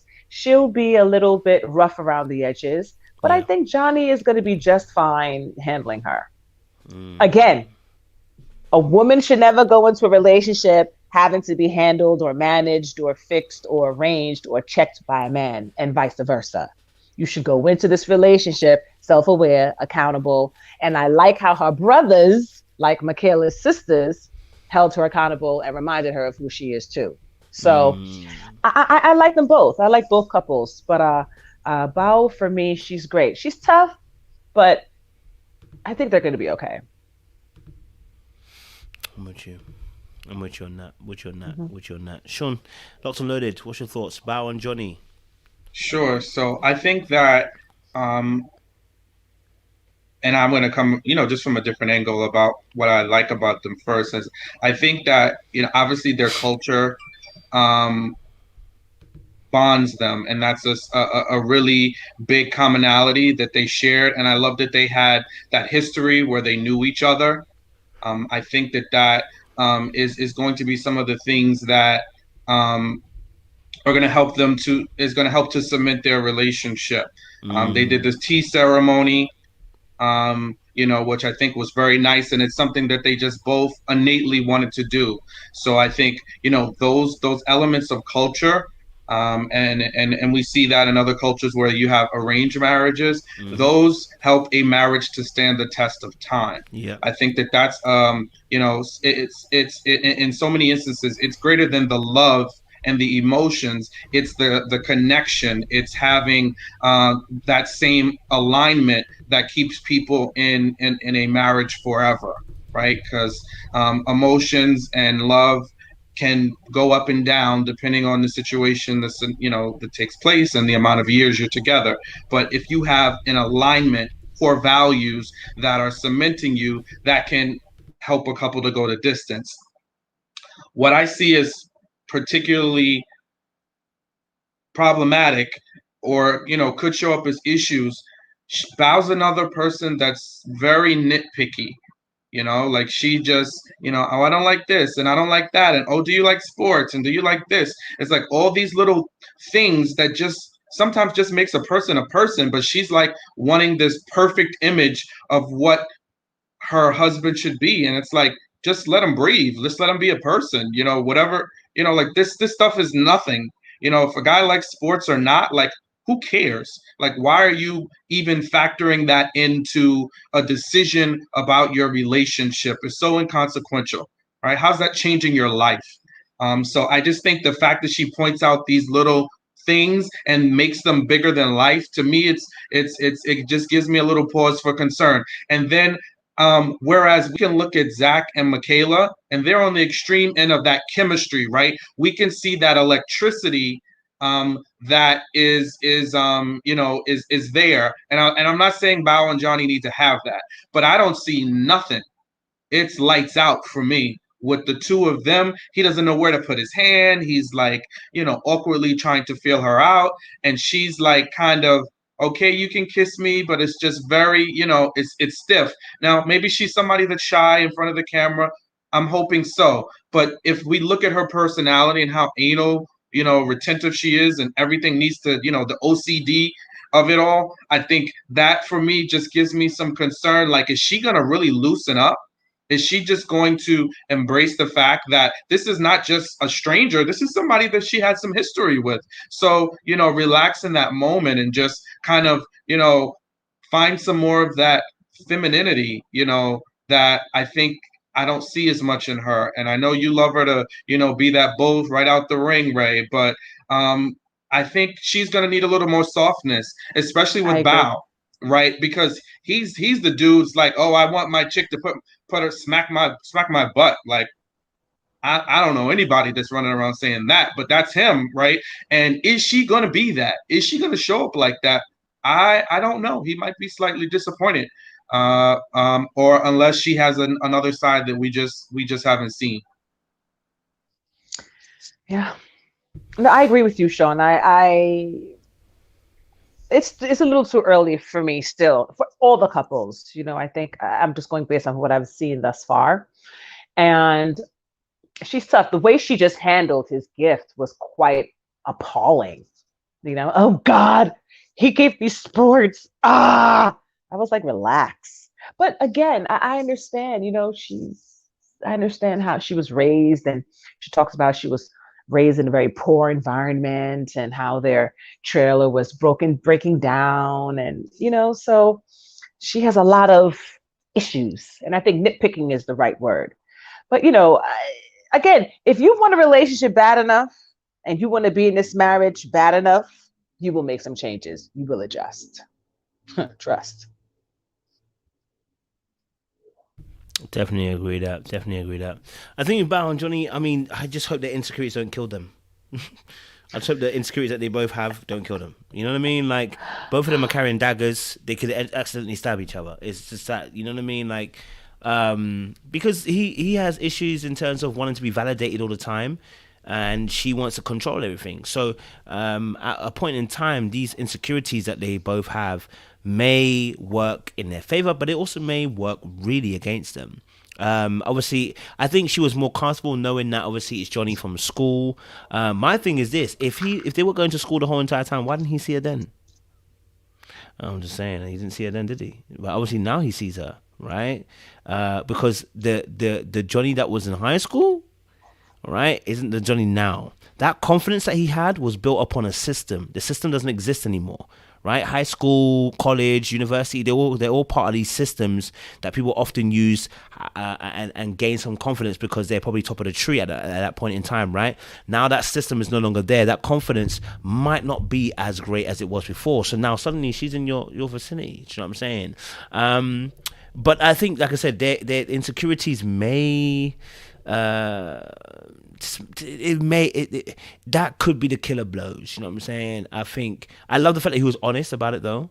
I love the fact that he was honest about what his insecurities were, how he wanted to have love from his mom and he never got it. So my only thing is, we haven't mentioned it yet, but the guy says he wants an uber clingy girl. Brother, this could lead down a very destructive road. He wants a super uber clingy girl. He wants a girl to tell him that she loves him first before he says it. Bao doesn't need that seem like that kind of girl, bro. You know what I'm saying? You might not get that in Bao. So what do you do now when you have to say I love you first? Do you take the risk or do you cave in? Do you know what I'm saying? He's untested in this area because he's always choosing girls that want him. What happens when the girl may not want you as hard as the girls previously have wanted you, right? Do you flip out? What do you do? We don't know. So maybe that could be something that he might have to look into as well. Mm-hmm. Yeah. Mm-hmm. No, I totally agree with you, Kojo. I think, when he said that, that really resonated with me too. She has to tell me she loves me first. I was like, huh? Mm-hmm. I was like, what is he saying? What is that? But, I wasn't sure if he was just talking off the top of his head or, and what does that mean? He wants a girl who's clingy. Yeah. Are you sure he's not meaning, Kojo, that, how men say they want a woman who's cooperative or a woman who's loyal? Do you think that's what he was meaning? Because does he really want a clingy, or does he want a girl who's for him, who makes him feel like he's the king? Who will pursue him in a way? Do you see what I mean? Is that what he's meaning by super clingy, or needy, gimme? I think gimme. You think so? But I thought men don't like that. I don't think so. No. But he's not healthy. That's the point. I really don't think he's healthy. No, I genuinely don't think he's emotionally healthy. That's why I was more harder on him than I was on Bao. Like Bao, I can see he's got control issues. I think we can work on that, but right. and we can work on his issues too. But he genuinely wants a girl to be clingy. He wants that girl to adore him, love him, worship him. Like she should lay flat for him so he can walk on her back. Like that's how much clinginess he wants from the girl, and that in itself is problematic because really what you're trying to say is that you don't want to be vulnerable.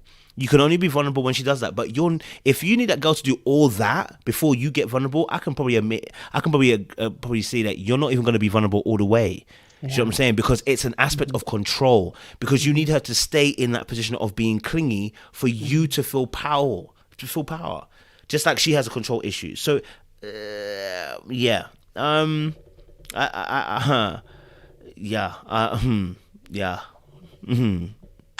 Yeah.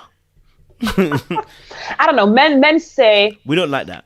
yeah, men say they want a cooperative woman. Yes, we They do. want a respectful woman. We But do. I believe what they really want is that, Coach O. The They want a clingy. woman who's going to lay on her back, let him do whatever he wants, be clingy. Oh, I love you. I love her. I think that's what men want. And it's unhealthy. Not all We men, don't, you know. but most. Men are almost. I think of men like almost like kids, right? See, kids. Will, if you leave a kid alone, you will tell you, "I want sweeties. I want this. I want this. I want this." They want all the bad stuff that seemingly they like, right? And then they start feeling their belly like, I don't. That's not what I really like. You know, we need boundaries. Like, as much as we love a woman to be cooperative, we also don't want it to be a yes man. We don't need it to be a yes man all the way through. I need some resistance, but resistance enough, not that it's challenging me to a point where we're gonna be fighting now tooth and nail, but in the sense of I need some good, healthy resistance, some good checking of the balances. Do you know what I'm saying? Sure about that, Coach O? Yeah, we need healthy. We need a healthy partner who can check the balance and say, "Hey, babe, are you sure that's right?" Like, and there's a way to do this. I always say this is there's a way to do this. It's not a thing of I need you to. Do you know what I'm saying? It's a case of like, babe, do you think that's the right idea? Like, if you're saying that, do you know what I'm saying? I think there's a way to challenge without it becoming I'm standing my ground in your path. There's a different way. Do you know what I'm saying? Are you sure, Coach O? Because the moment sometimes if you just speak the opposite of what a man says, no matter what your tone is, it's going to come across confrontational. It's going to come across rough to some men. Men have some of the most fragile egos. You say the opposite of what he thinks in the most nicest tones, he's still going to be offended. That's not the kind of man you should be around, people. Okay. That's not the kind of man. That's the Johnny we're talking about. That's the kind of man we're talking about. That's not those men who are sensible and who want to be able to lead their home appropriately. Because Right. good leadership considers the people that they have around me. You're my greatest asset. You have two eyes that can see things differently to how I see things. So of course I want to be able to hear your point of view and perspective. Do you know what I'm saying? So we don't want someone who's going to be mute, right? There's some men who do. But I will tell you that there's an aspect of power and control that comes from that. No man who's a really good leader wants a mute team. Why would you want a mute team? You want people that are going to be able to add a contribute. This is the depth conversation all over again. Like Eric wanted what? What did he want from her? Depth. Exactly. Contribute something of worth. Anyway, locked and loaded. Sorry, I've jumped into there. Go for it, bro. Yeah, no, I agree 100% with what you're saying. I think that when I think of cooperation, I think about let's work together towards a mutual goal.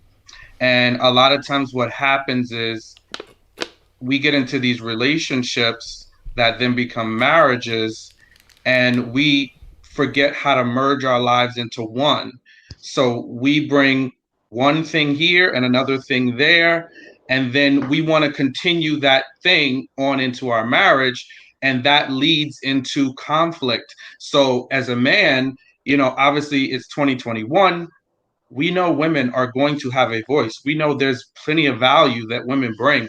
We know there are women out here that are owning it in the business world, have their own businesses, are doing things, right? We want that to be brought together, right? But at a certain point, in some instances, somebody's going to have to make a choice with something, right? And when we get to that point, do you respect your husband enough to be able to do that?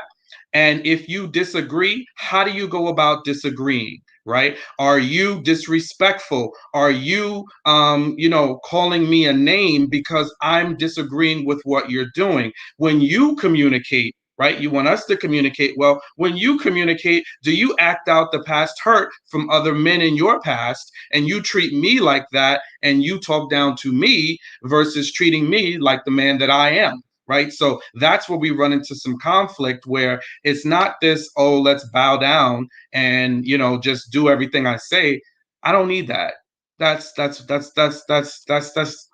ineffective. It's boring. Nobody wants that. We want that spice, that push and pull, but we also want to respect each other. And that's where the respect comes in. Like, can you talk to me and disagree without disrespecting me? Right. And I think that's important. Now, Johnny, on the other hand, is the extreme on the very nuanced, very minimal portion of men, because you hear the way he talks. It's some type of fantasy land that he's playing out in his head. Like he wants a woman to chase him. He wants to be desired. I don't know if maybe in his small community that, he was revered, so women chased him, so that became a dynamic that he liked and that he wants to continue in his marriage, where he wants his wife to chase him down and he wants his wife to find him desirable and attractive. That's not every man. Do we want to feel attractive? Sure. But we don't necessarily want all those little things that he's talking about. We don't want a woman to be clingy. We want our space. We want, if we choose to do something, go out, do whatever we want to do, we want to have the freedom to do that without you calling our phones all day. And we don't necessarily, listen, I don't want to do that to you either. I'm not looking, you want to go out with your friends? I don't want to chase you down. Go out, have fun. I'm actually glad to see you go. Go, have fun, have a good time. There's trust there, right? I know you're going to come back home the same way you left, right? But I think that most men are more than agreeable and fine with that dynamic. When it gets to the extreme, yeah, there could be some problems. But I think Johnny, I'm just concerned. I'm just concerned about his expectations of a woman, and then really how rigid Bao is, if she's going to be that woman to give him all these things. Definitely hear you on that. Go for it, Ray. Are you gonna say something, Ray? Yeah, we both do this, men and women. We both enter relationships, marriages with this fairy tale concept, this fairy tale perspective. And we enter relationships with a very me orientation. For me, the number one goal in being a marriage and a relationship, specifically a marriage, is to be of service to one another. And I don't think this is something that is taught in families and schools and churches, is what a real partnership is and what being equally yoked is. Being equally yoked and being of service to one another. And having reasonable expectations, although sometimes expectations can lead to disappointments, but having reasonable, wants or needs or expectations in this relationship. So for me, if you are never in a space of being of service to your partner, then why are you in the relationship? Now, I'm not saying being of service to an abuser or someone who, hurts you or makes your life very, very difficult. But if you're really talking about building a relationship and choosing one another, for me, service is key. And a lot of these relationships don't even understand what that means, and he has his concept, she has her concept. And then I feel what's going to happen in these relationships is these relationships are going to be a place where they're going to be breaking down all of these concepts. You see what I'm saying? Breaking down all of these what's the word I'm looking for?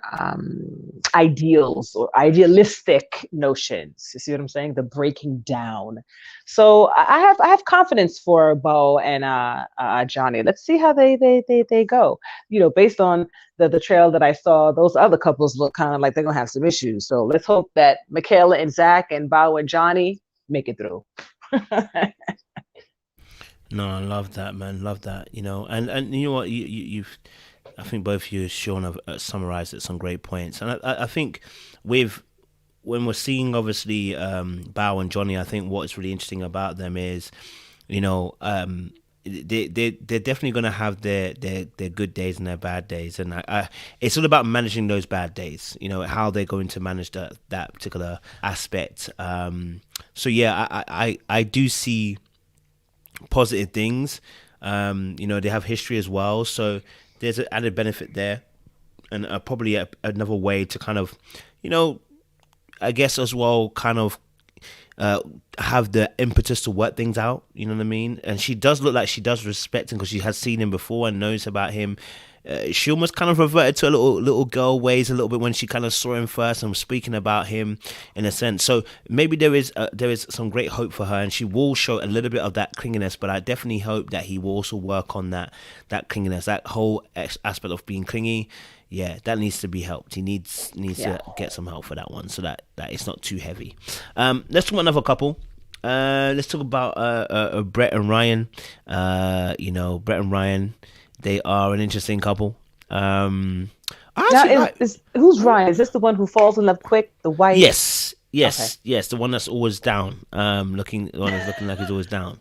I kind of like them, I mean, I know they haven't officially met, but I like Brett and Ryan's energy. He's a bit more mellow and down, but I like it. I can see how them two potentially could come together, but I don't know if it's a long-term thing. But I don't know. What's your thoughts, Ray?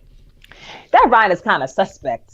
He's that kind of guy where he claims to be the nice guy, but he ain't really a nice guy. I hear you. So, just based upon his past, any dude who falls in love in an hour, that's problematic. That means he has no control over his emotions, no control over his spirit. Come on now, no control over his soul. And to me, that's more feminine than crying. Okay? A dude who falls in love within an hour. So, and then as quick as he falls in love with you, it's as quick as he falls out of love with you too. You see my point? So this Ryan dude, I could be wrong. I hope I'm wrong. But he seems mad suspect to me. Uh-oh. Does Sean disagree? We say lots and loaded. I think you might be in good company today. I don't know about suspect. I don't know if that's the word I would use, but I get it. I am definitely concerned about his relationship history and how that's going to line up with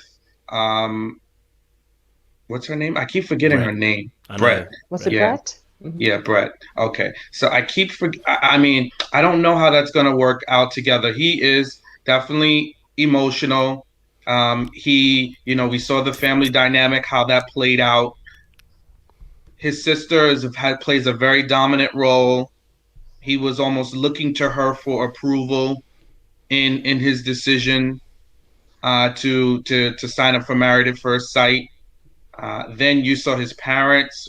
They were so disappointed, just, wanted him to be normal, right? The mother and father, just, my heart hurt for him. I cried for him in that moment. A tear trickled down my eye when I saw the level of disappointment that both his parents have. My tear ducts work actively. So, all jokes aside, though, I hope they come around. We haven't seen the wedding day. Sometimes when the parents can see the bride and, it'll soften them up. And that's what I'm hoping for him, that he has that family support, because he definitely needs it. He seems very, and you nailed it, Ray, right? Almost sullen, depressed. I don't know if that's just his reserved personality.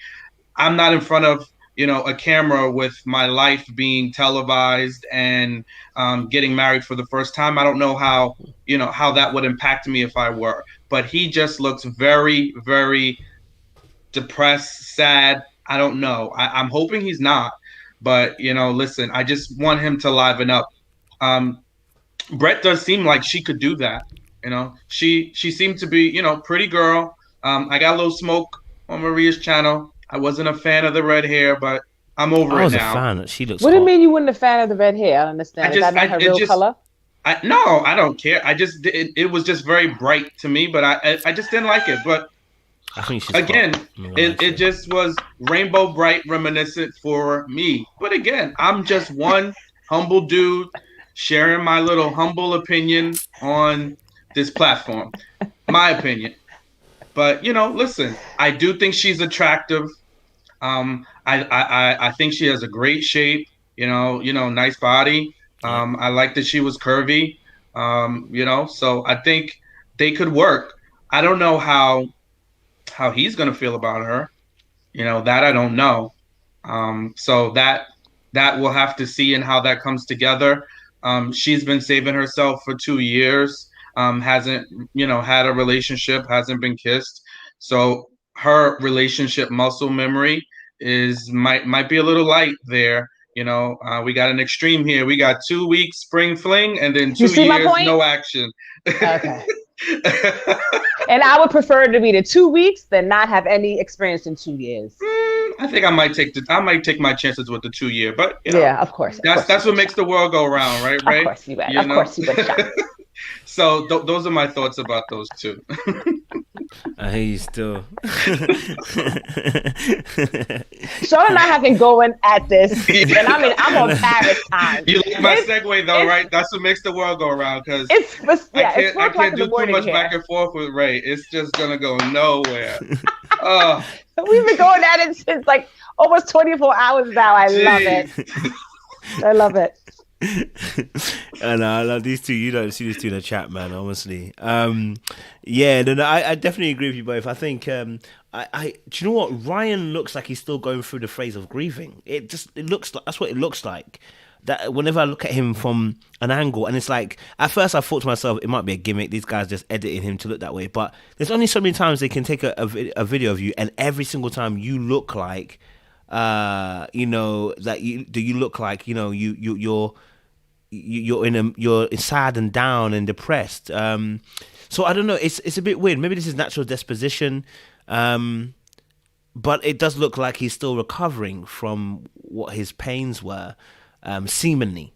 You know what I mean? Seemingly. But he's obviously a very sensitive guy. He does baking and stuff like that. So he's obviously got a sensitive, soft nature to him. And maybe that could work in Brett's favor. That could work in Brett's favor. Actually, again, like I said, I liked her energy. I don't think there was anything necessarily problematic about her. I think, the only thing that she said, it was 2 years since she had sex, but that can be worked on. I mean, you're in marriage, you can have sex all the time as you want, you can practice all you want then. So there's no issue there. But yeah, maybe we need to, I think we have to wait to obviously the next week. But we know, like you were saying, that I think they were asking him about how quickly it takes for him to fall in love. A man was making a joke about 1.7 days or 1.8 days, whatever. And I said, okay, bro, if you're falling in love that quickly, there might be an issue. Mm-hmm. There might be an issue that you're covering here, emotional wounds that you're covering, that you want to fall in love so quickly. You want to feel something, right? And that need to want to feel something is now what you're saying about I fall in love in 1.7 days. Nah, bruh. You're falling in love way too quick. There is something maybe not quite right, which I think we would need to explore in the coming weeks, because I think this will probably end up coming out as the show goes on. So yeah, I'm not sold on Ryan and Brett per se yet, but I can rock with them. You know what I'm saying? I can rock with them. So. Yeah, it's madness. 1.7 days, said he jokes. But and also one thing I want to say too, Coach, is when you enter a relationship with an emotional load, that can be heavy and difficult to deal with. Okay. That's all I'm going to say. Emotional loads. And when a man enters a relationship with an emotionally heavy load, that can be problematic. I agree with that. He's asking her to be his counselor in a sense. It's too heavy stuff. Yeah.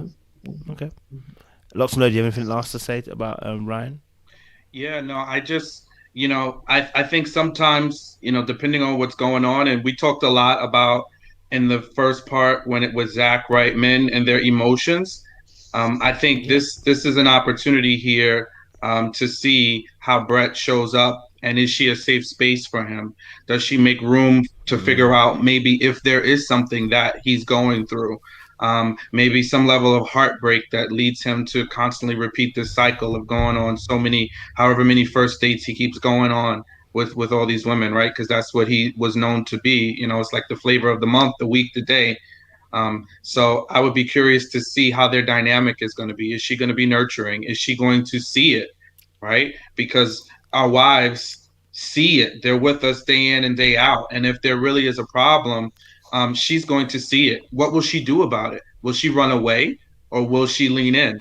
I think that will be a good example of how they work through some challenges together. Might it be too heavy?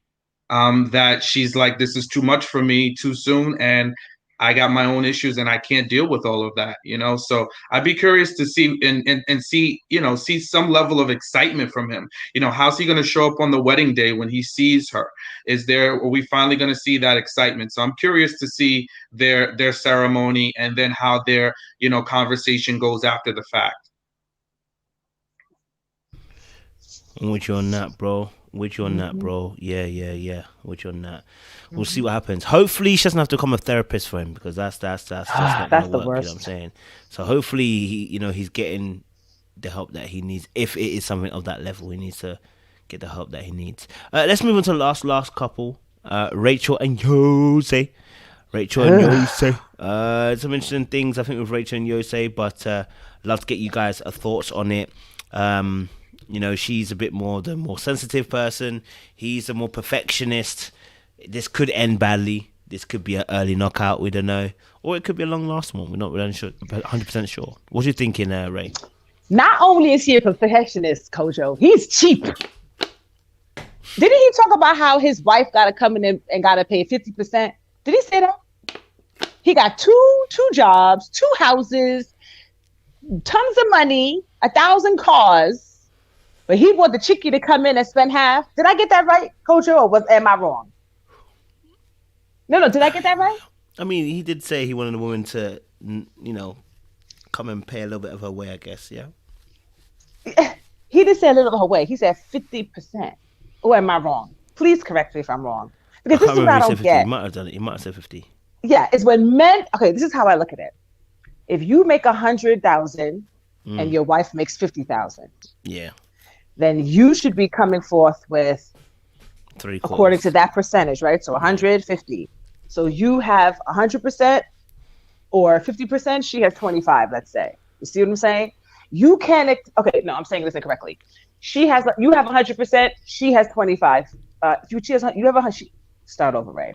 He's making $100,000. She's making $10,000. You can't expect her to pay 50% from that $100,000 range if she's only making $10,000. You see my point?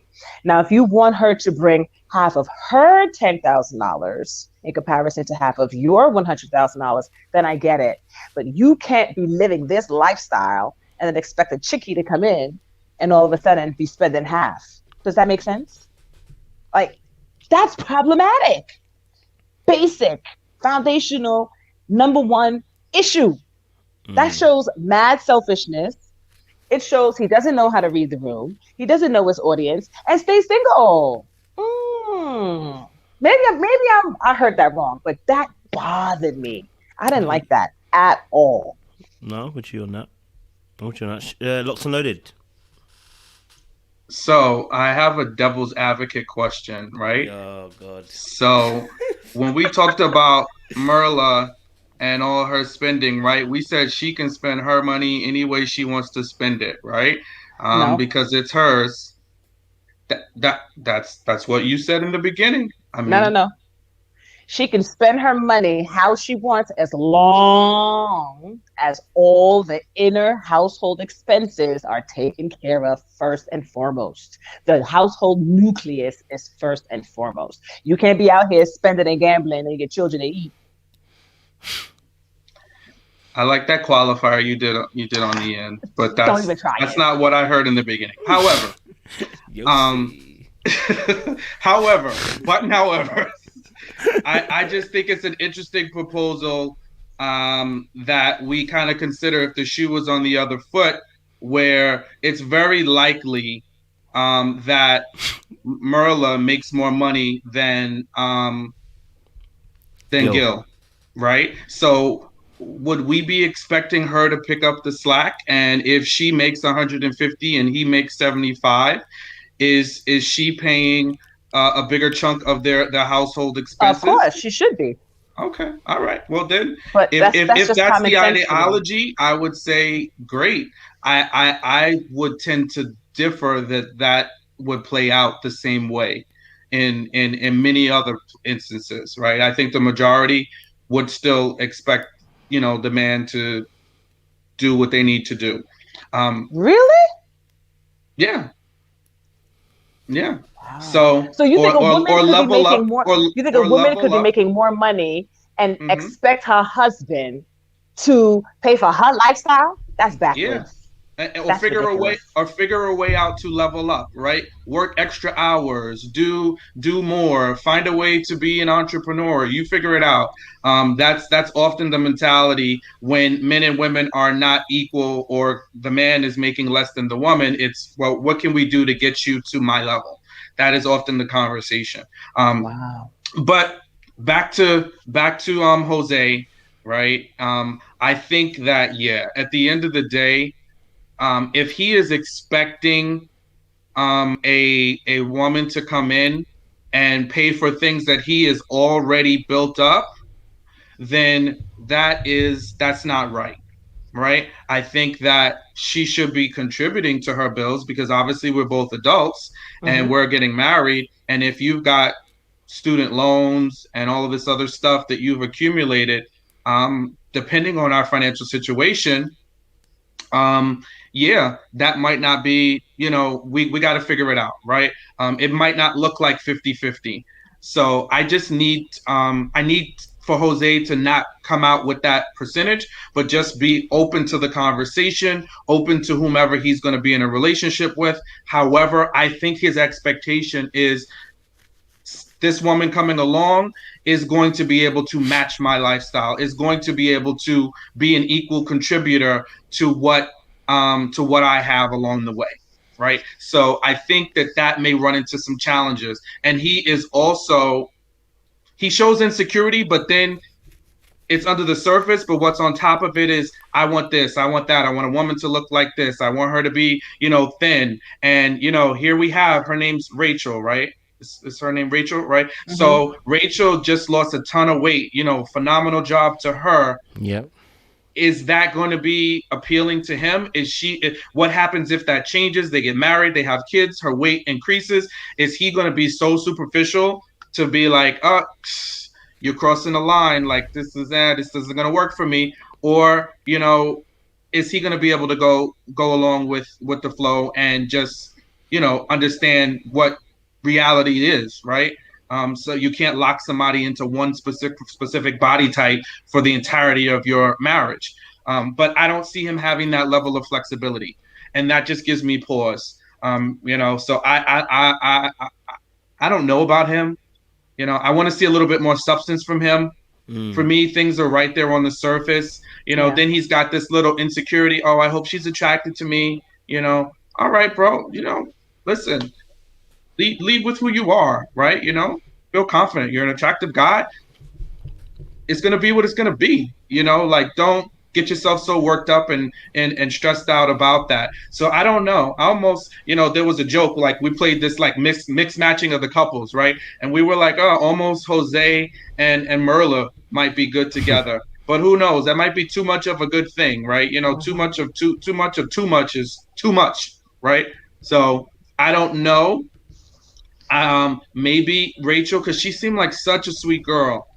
She seemed like she had really good values, really good character. She came from a nice family. So I'm hoping he can appreciate her, and this not be a different version. Like, I know we're all triggered by Chris and Paige, but I think this might be a version of that. Maybe not as extreme, and chaotic, but it might be a slight version of that, with the mixed matching of couples and what they expected to walk down the aisle.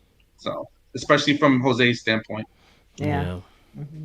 Yeah. Rachel stands no chance. No Yeah, I'm chance. scared for her, man, because she's new to the game of confidence versus Yeah. somebody who's been pretty much perfect all his life.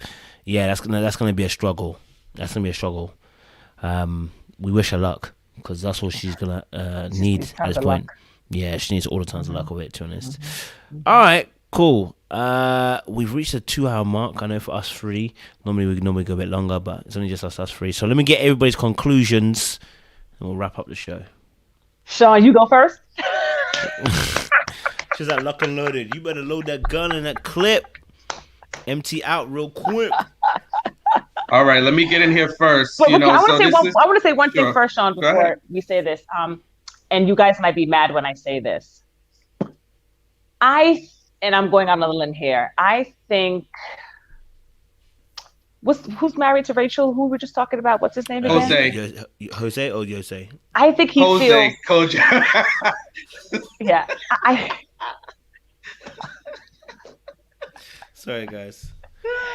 I love I it. think he feels sexually insecure about himself. Mm. And he overcompensates with his money and his stuff. I'm just going to say that. All right, Sean.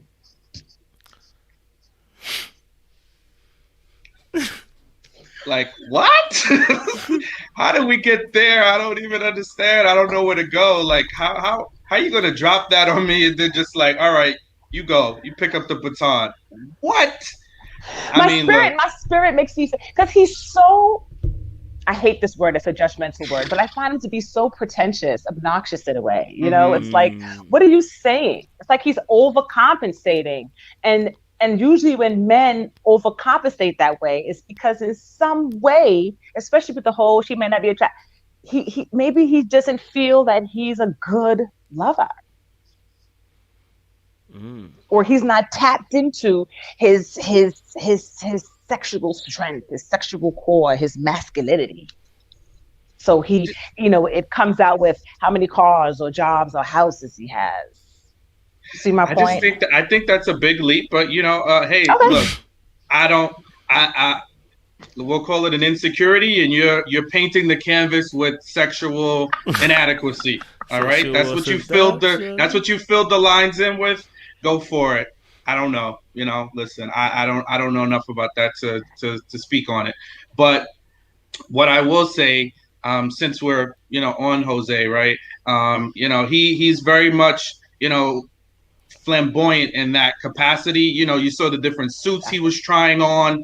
A little sparkly suit looked like what's the guy, Little Richard, looked like some Little Richard Liberace mix up. I don't know. I think he likes a lot of attention. That's what I think. And could be he's short. That's what some of the ladies are saying. He's short, right? So that could be part of it. It could be what you said, Ray.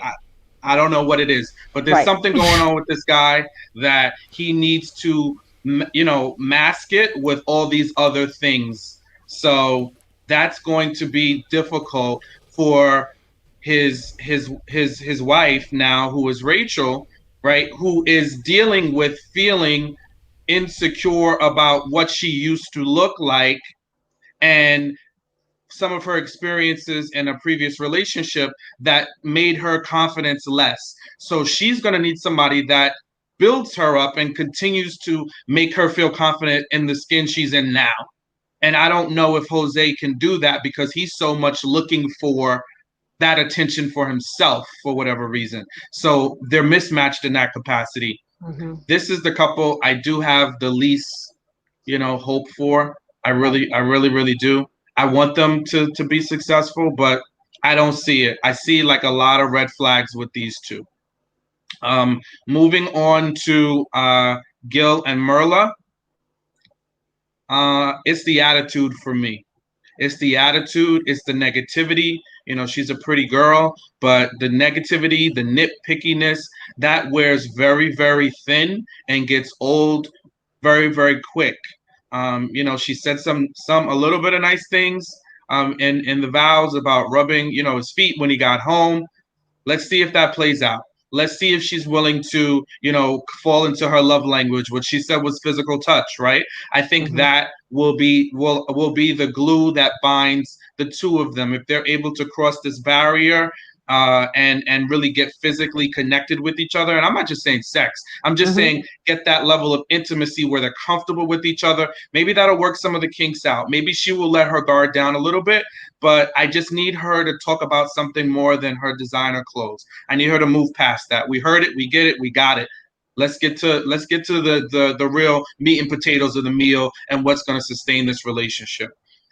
Then we have who do we have? We have Brett and Ryan.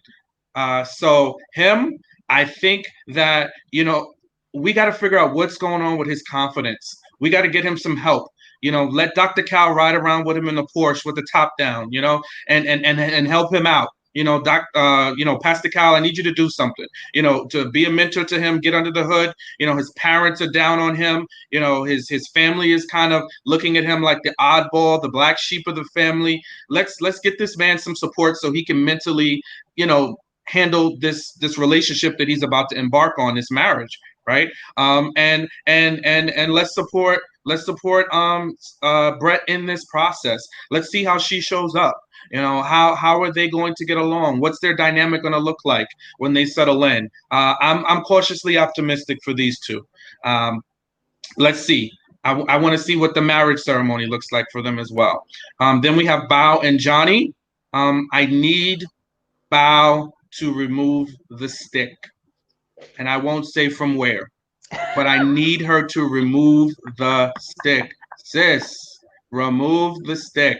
You wanted a husband, you got him. He's from the Asian community. He's very well known. A lot of your boxes were checked.